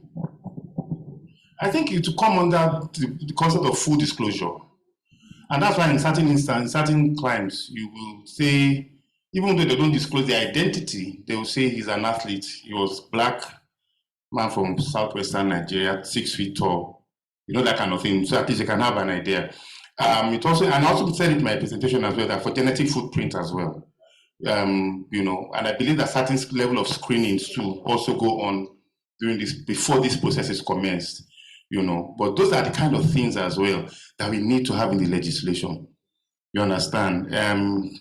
It's going to get to that point where, for example, sickle cell, certain genetic family history, you understand? What are the things that should be determined before the process commenced is correct at all? But before that can be done, really, because of the cost, inconvenience, and whatever that comes with it, it must be backed by legislation. If it's not backed by legislation, people will not be eager to, particularly because the anomalies will come out after You understand? It might not be immediate. It could be when the person is in midlife. It could be when the person is, you understand that you find out that he has a genetic disorder. So it won't be immediately discovered after birth. So it's important that such a thing is put in as part of legislation. All right. This is from Joseph Olayinkawa. It says sperm donors are screened for infections and repeat screening after 6 months before the donor semen is used. Can this be achieved with donor eggs? If not, is this not risky to the recipient?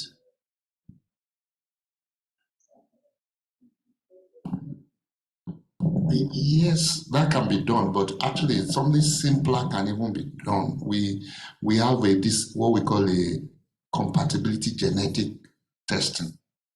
Okay, so that we can actually look at what are the diseases that you are predisposed to as a donor. And we do it for some of our donors. We screen some of them for genetic disorders. But of course, for things, maybe for infections, that's a different thing. Then you can store for 6 months. It's one of the things that is being promoted now, that people can screen. But of course, you know that the difference between sperm and egg is that egg freezing is different from sperm freezing. So there are some clinics who have very good mastery of egg freezing, but it's not every clinic, unfortunately. So you just choose. Corolla and the Ferrari.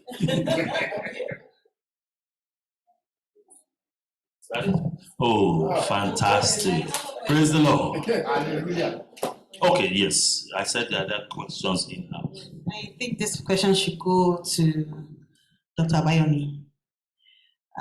Permit me to ask, are all your babies perfect babies, like whole? What are the chances of having a baby that is, not perfect or special? Have you ever been sued for giving baby? Have you ever been sued for giving your patients babies that are not, perfect? Yes, a fantastic question. And being very honest, I've never been sued. Now, but I've had some experiences. And when people, I think I was one of those people who championed genetic screening here, and it was from one experience. I had this patient who, after IVF treatment, she's a very, all these finicky guys. And she came to me and said, doctor, I'm this, and this, and this is what I want. I said, okay, fine. And then she did her treatment, she got pregnant, and she went to deliver in the States. She did all the screening tests here.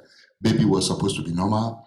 She got to America, the first screening, baby was supposed to be normal. And then she went for an antenatal test. And then they did not what they call non-stress testing.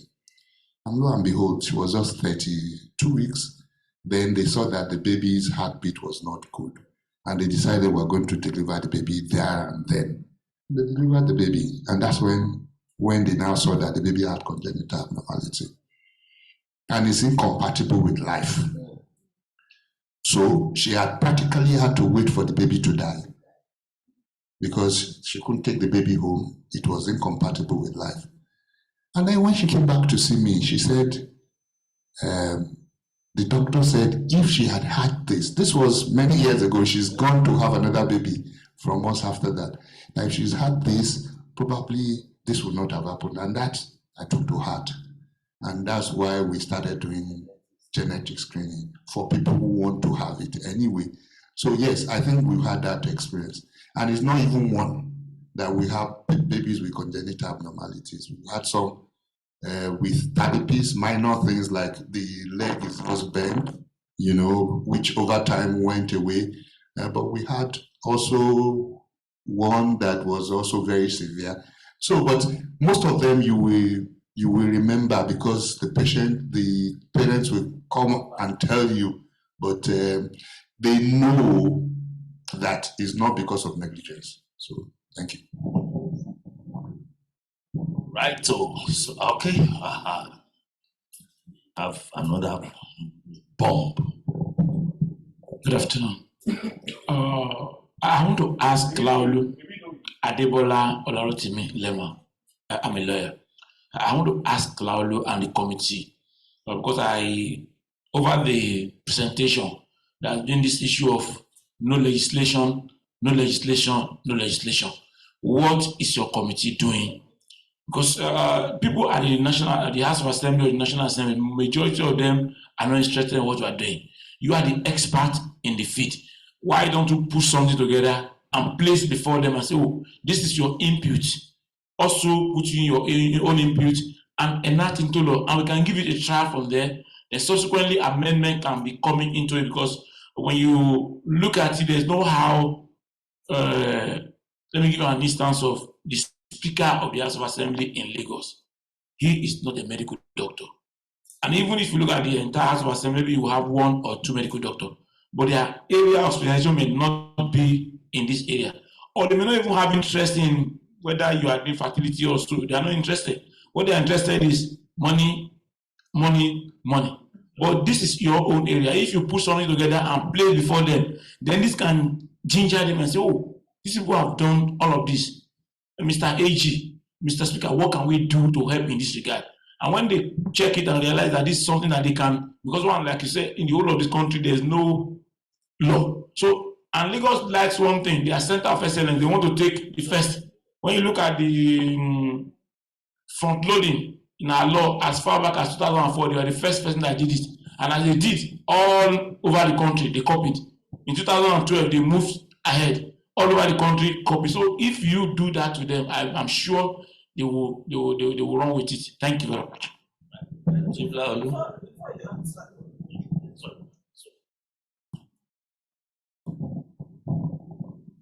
Before Lulu answers, I like to say that this seminar is a step forward towards legislation.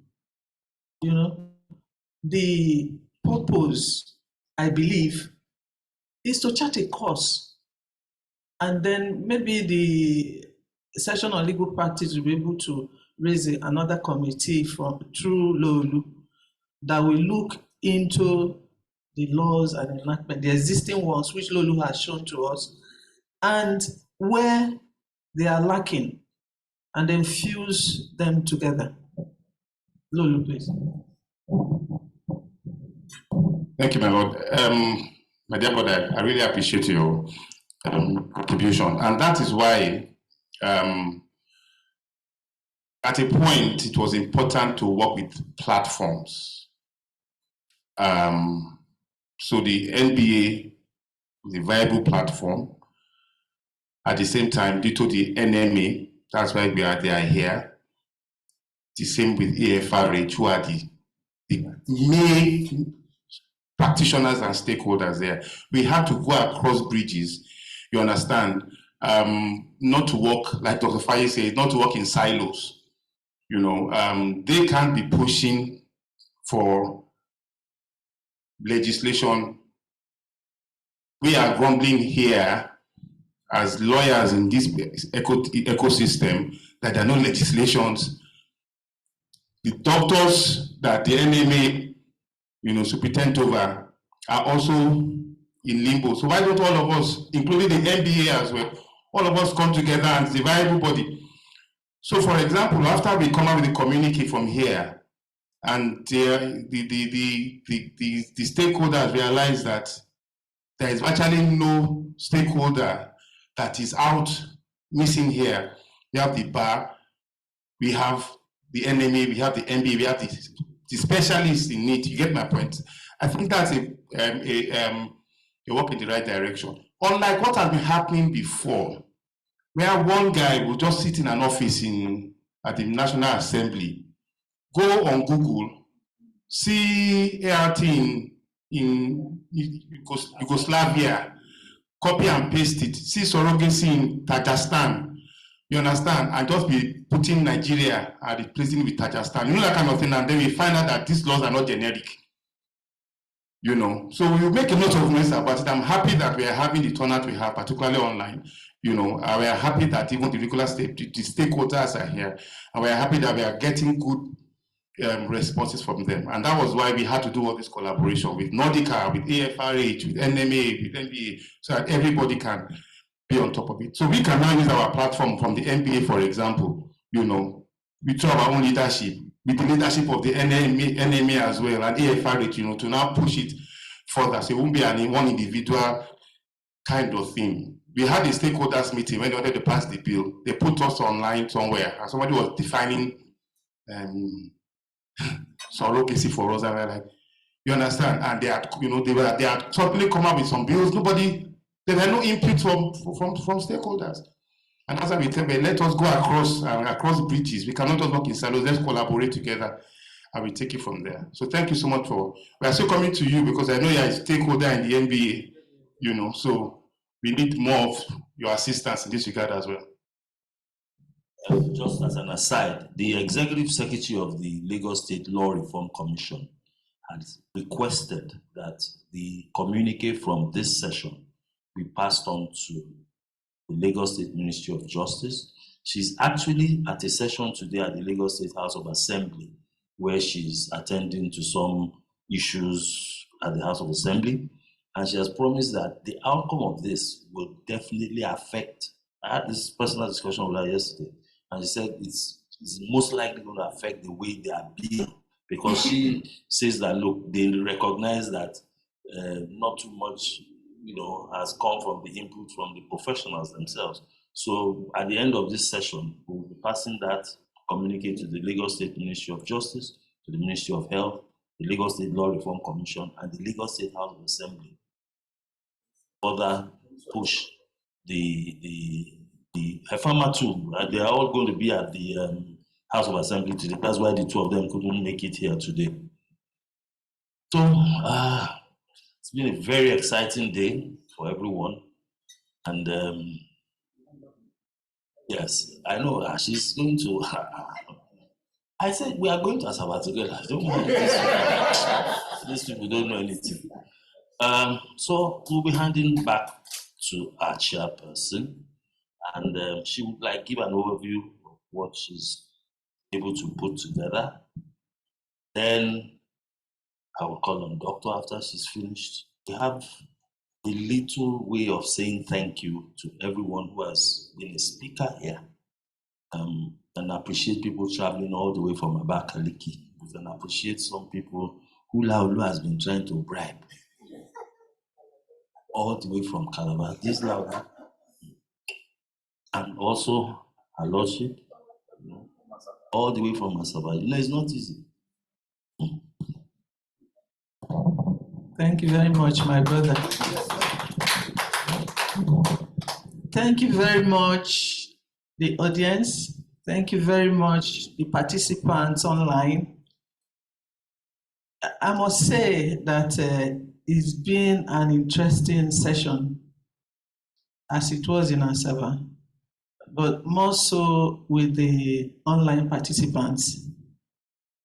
I thank each and every speaker or presenter for a very brilliant presentation, and that we have drunk from the spring of the wealth of their experiences and knowledge.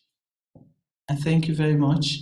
I thank the moderator for moderating very well and being an accurate timekeeper, for which we have been able to achieve this event within time. Thank you very much, all of you. I have a very long wrap-up, but what I have done is to summarize it for paucity of time. I will not summarize it presenter by presenter. I'll just do a general overview or wrap-up. And what we are taking away today is that the interest of the child is paramount.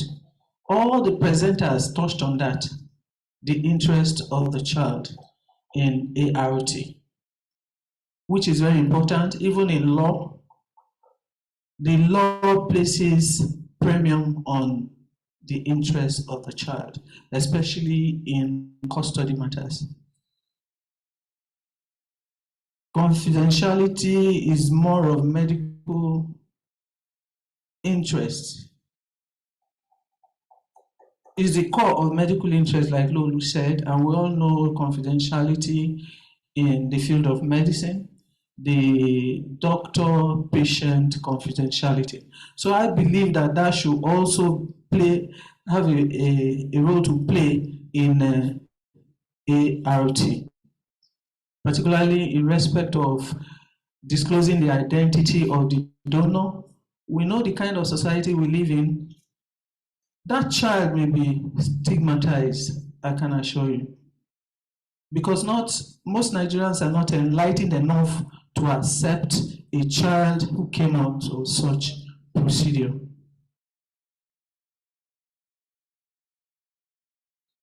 Lolu says the exception is on medical health, public health, yes, and I agree with him.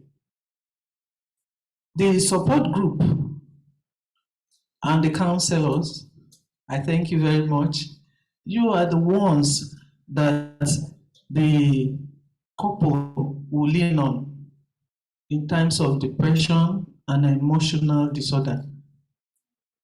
And you have told us how they should rely on you for you to give emotional support. The media also has a very big role to play.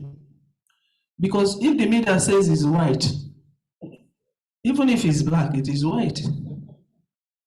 And before you can go back to the media to refute it, the whole world would have heard that black is now white. So we need the assistance of the media in order to forge ahead. And the partnership with the media is such that the communique of today, or the issues raised and the resolutions, should be published by the media to give it a wider coverage. I thank the media for coming, because they are an important partner in the ART. Nkechi has told us that legislation should be homegrown, and we all know why it should be so. Because of the peculiarities of where we come from. What may be obtainable in Delta State is not obtainable in Cross River, might not also be obtainable in states in the north, because we have our peculiarities. So in enacting legislation, we should bear in mind for it to be a homegrown legislation that will be acceptable to all. And that the court should give effect to surrogacy. Not just surrogacy, when the law has been enacted, of course the court will give effect to the law. And with interpretation by the courts, that would also further help the ART, I believe. Because the courts are there to match facts and law and come up, like the Supreme Court. It's not just a court of law, but a court of policy. If these matters go from the lower court to the Supreme Court, and the Supreme Court pronounces on it, it becomes law. So I believe that the courts will give effect to not just surrogacy, but to ART in general. Joyce suggested that all hospitals need legal advisors. But you know, most hospitals don't have lawyers in their employ, to the detriment of that hospital. Because once issues that deal with law come up, because you are not a lawyer, you are not abreast with the law, chances are that you may go the wrong way. So it's advisable that hospitals and clinics employ lawyers. Yes. I know Lulu will like that. No, it's important. It's important because in all you do, you will need legal advice to guide you.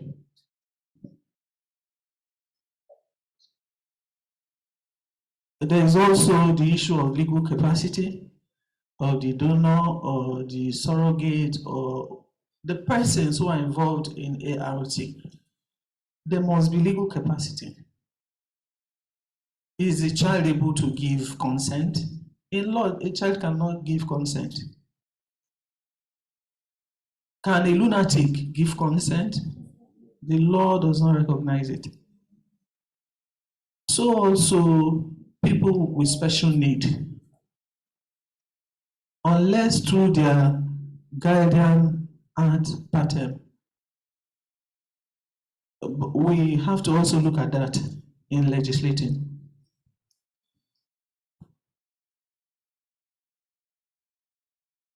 We hear that you can screen for genetic disorder, and doctor has, in IVF, doctor has explained to us and then given us hints as to what to do before you go into the procedure of the IVF.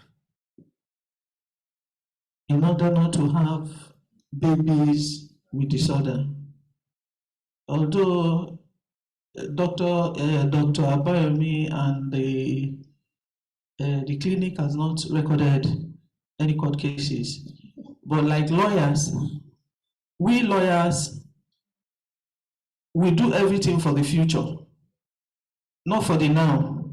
You may say now nobody will sue you or nobody has sued you, but you don't know what tomorrow may bring. So in screening, you should also put in mind that there might be somebody who is dissatisfied and that might go to court. Like the case, the example you gave us, the woman who went to America and discovered there was a disorder. Some people will not take it lying low. They will come back here and sue the hospital. I think she was generous by not suing. You can have anonymous and non-anonymous donor in surrogacy. So it's up to you. If you want to disclose the identity, it's your right.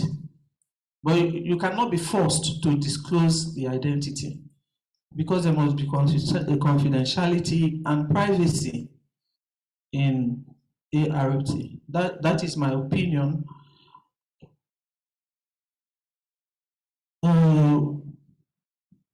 Dr. Abayomi Ajayi asked the question, where does life start? Based on the question asked by one of the participants online. And he said there is no yes or no answer to it. Because some embryos do not end up alive. Some may die before they become embryo. But Lulu also gave an example of Israel, where a fetus has a right. But as the doctor told us, an embryo is not a fetus.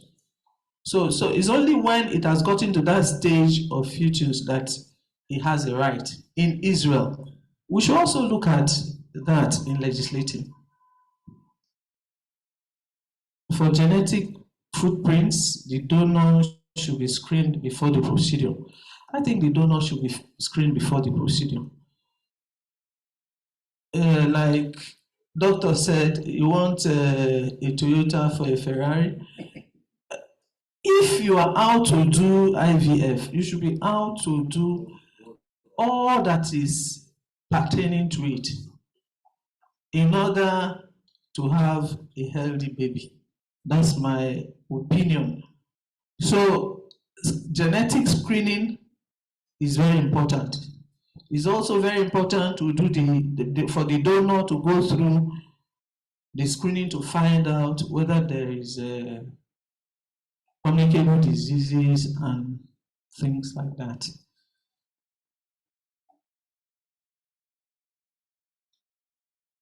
there is a need, and finally, there is a need for the stakeholders to synergize.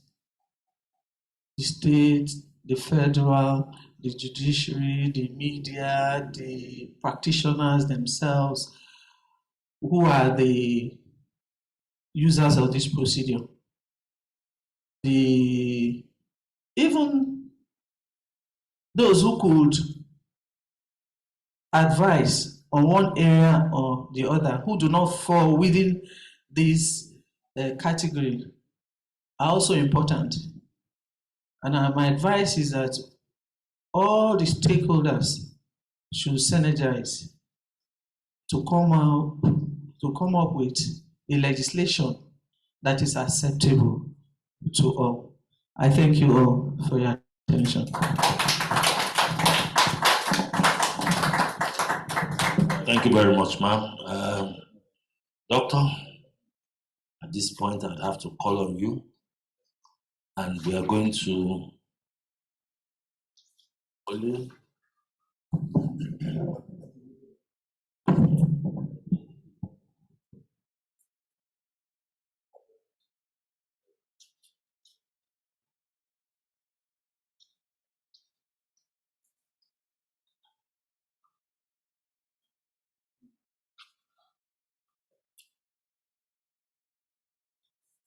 right. Madam, on behalf of Nordica Fertility Center and the section on legal practice, medical law, we would like to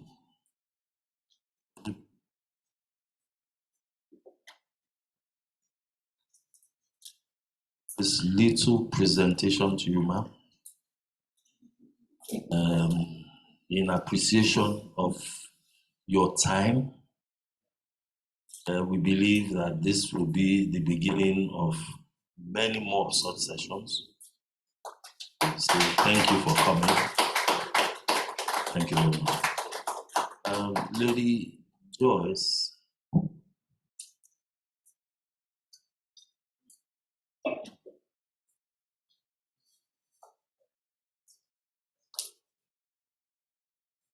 I'd like to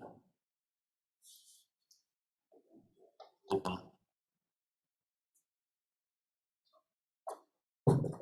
Right. Lady Joyce, thank you for coming. Thank you for your time. Thank you for traveling all the way from Abakaliki, part of this. Auntie Nkechi, all the way from the professorial governorship state, Cross River State, with an incredible budget of trepidation and monumental trepidation. Thank you for coming. Trepidation and exponential bilateral Gagism.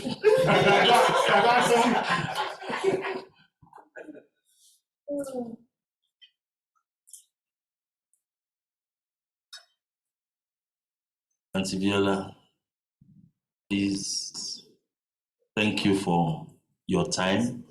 We know that you are supposed to be on the way back to the mainland, but don't worry, I have my angels, they've cleared the third mainland bridge, taking care of Woro everywhere. Don't worry, you'll get there on time.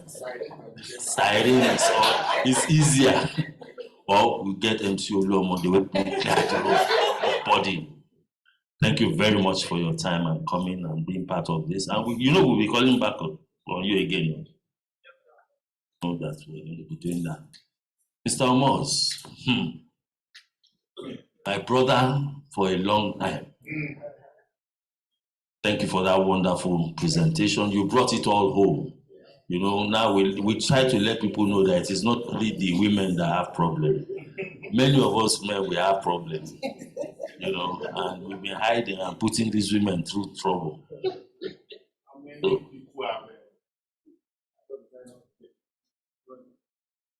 thank you very much. Auntie Vivian, without you,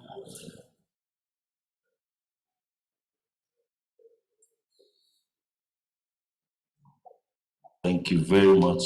You know, today, if you are in Onitsha, they will ask who they shop and who is in the yard. So thank you for coming and thank you for your presentation. Masquerade. Uncle Shola, the masquerade from Kirikiri. No, Mrs. Shola Ogundepe. It's a shim. Ishim. Thank you very much. Shola, you know, we always call on you, and this we expect to see everywhere from tomorrow. So thank you very much for coming. Thank you for your time. Thank you. Laolu,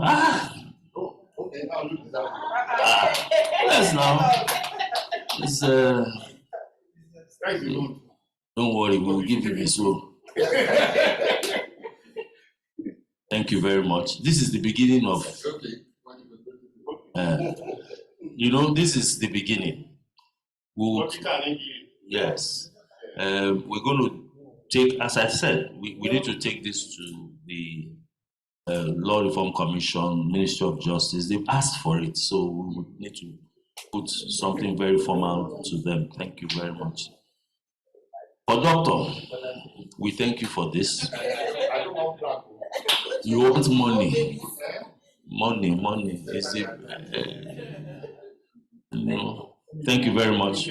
So no, you are the one who is not maybe you are the one who is going to thank everyone for coming both online and physically. Mr. Laolu Osoyin, thank you very much for all you've done, and let's have you give the vote of thanks before we run out. Thank you. Also to let Catherine know that I've collected her plaque for her, and I will send it down to her in Ondo State.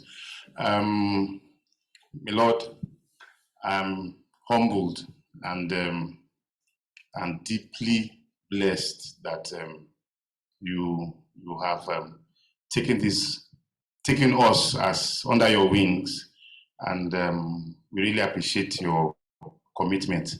We appreciate your love for us. We cannot express it adequately.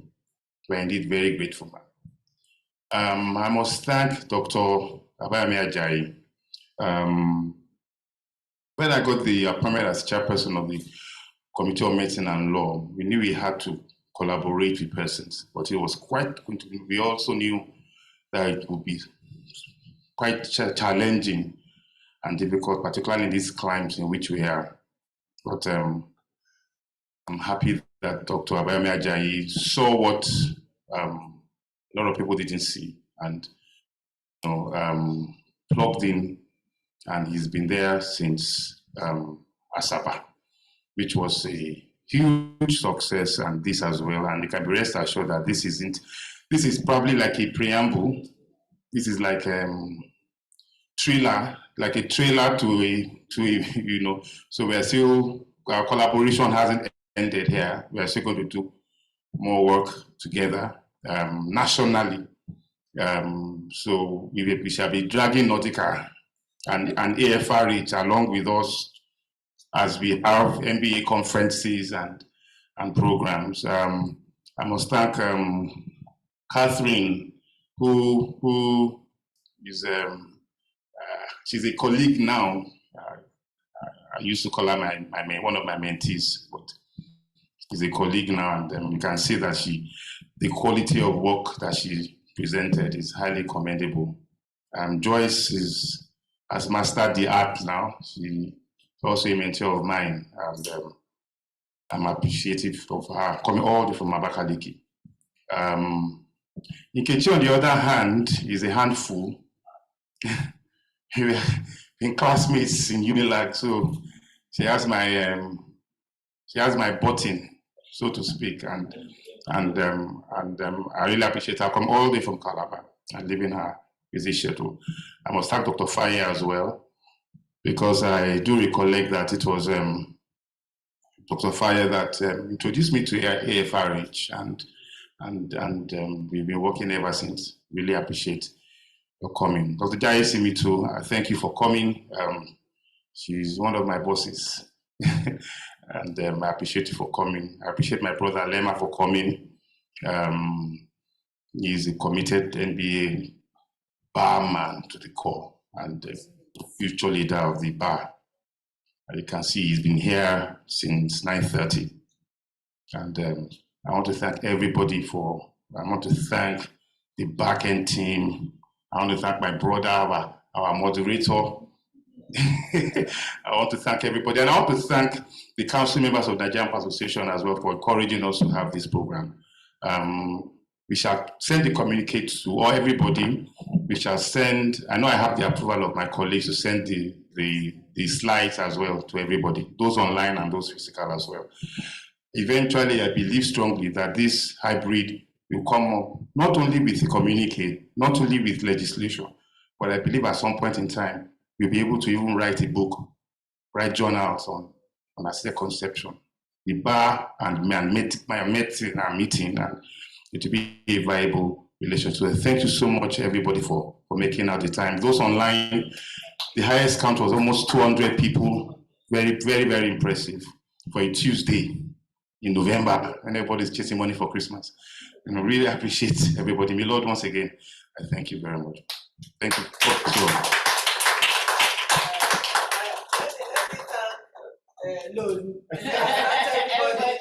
Nobody has that. I thank you.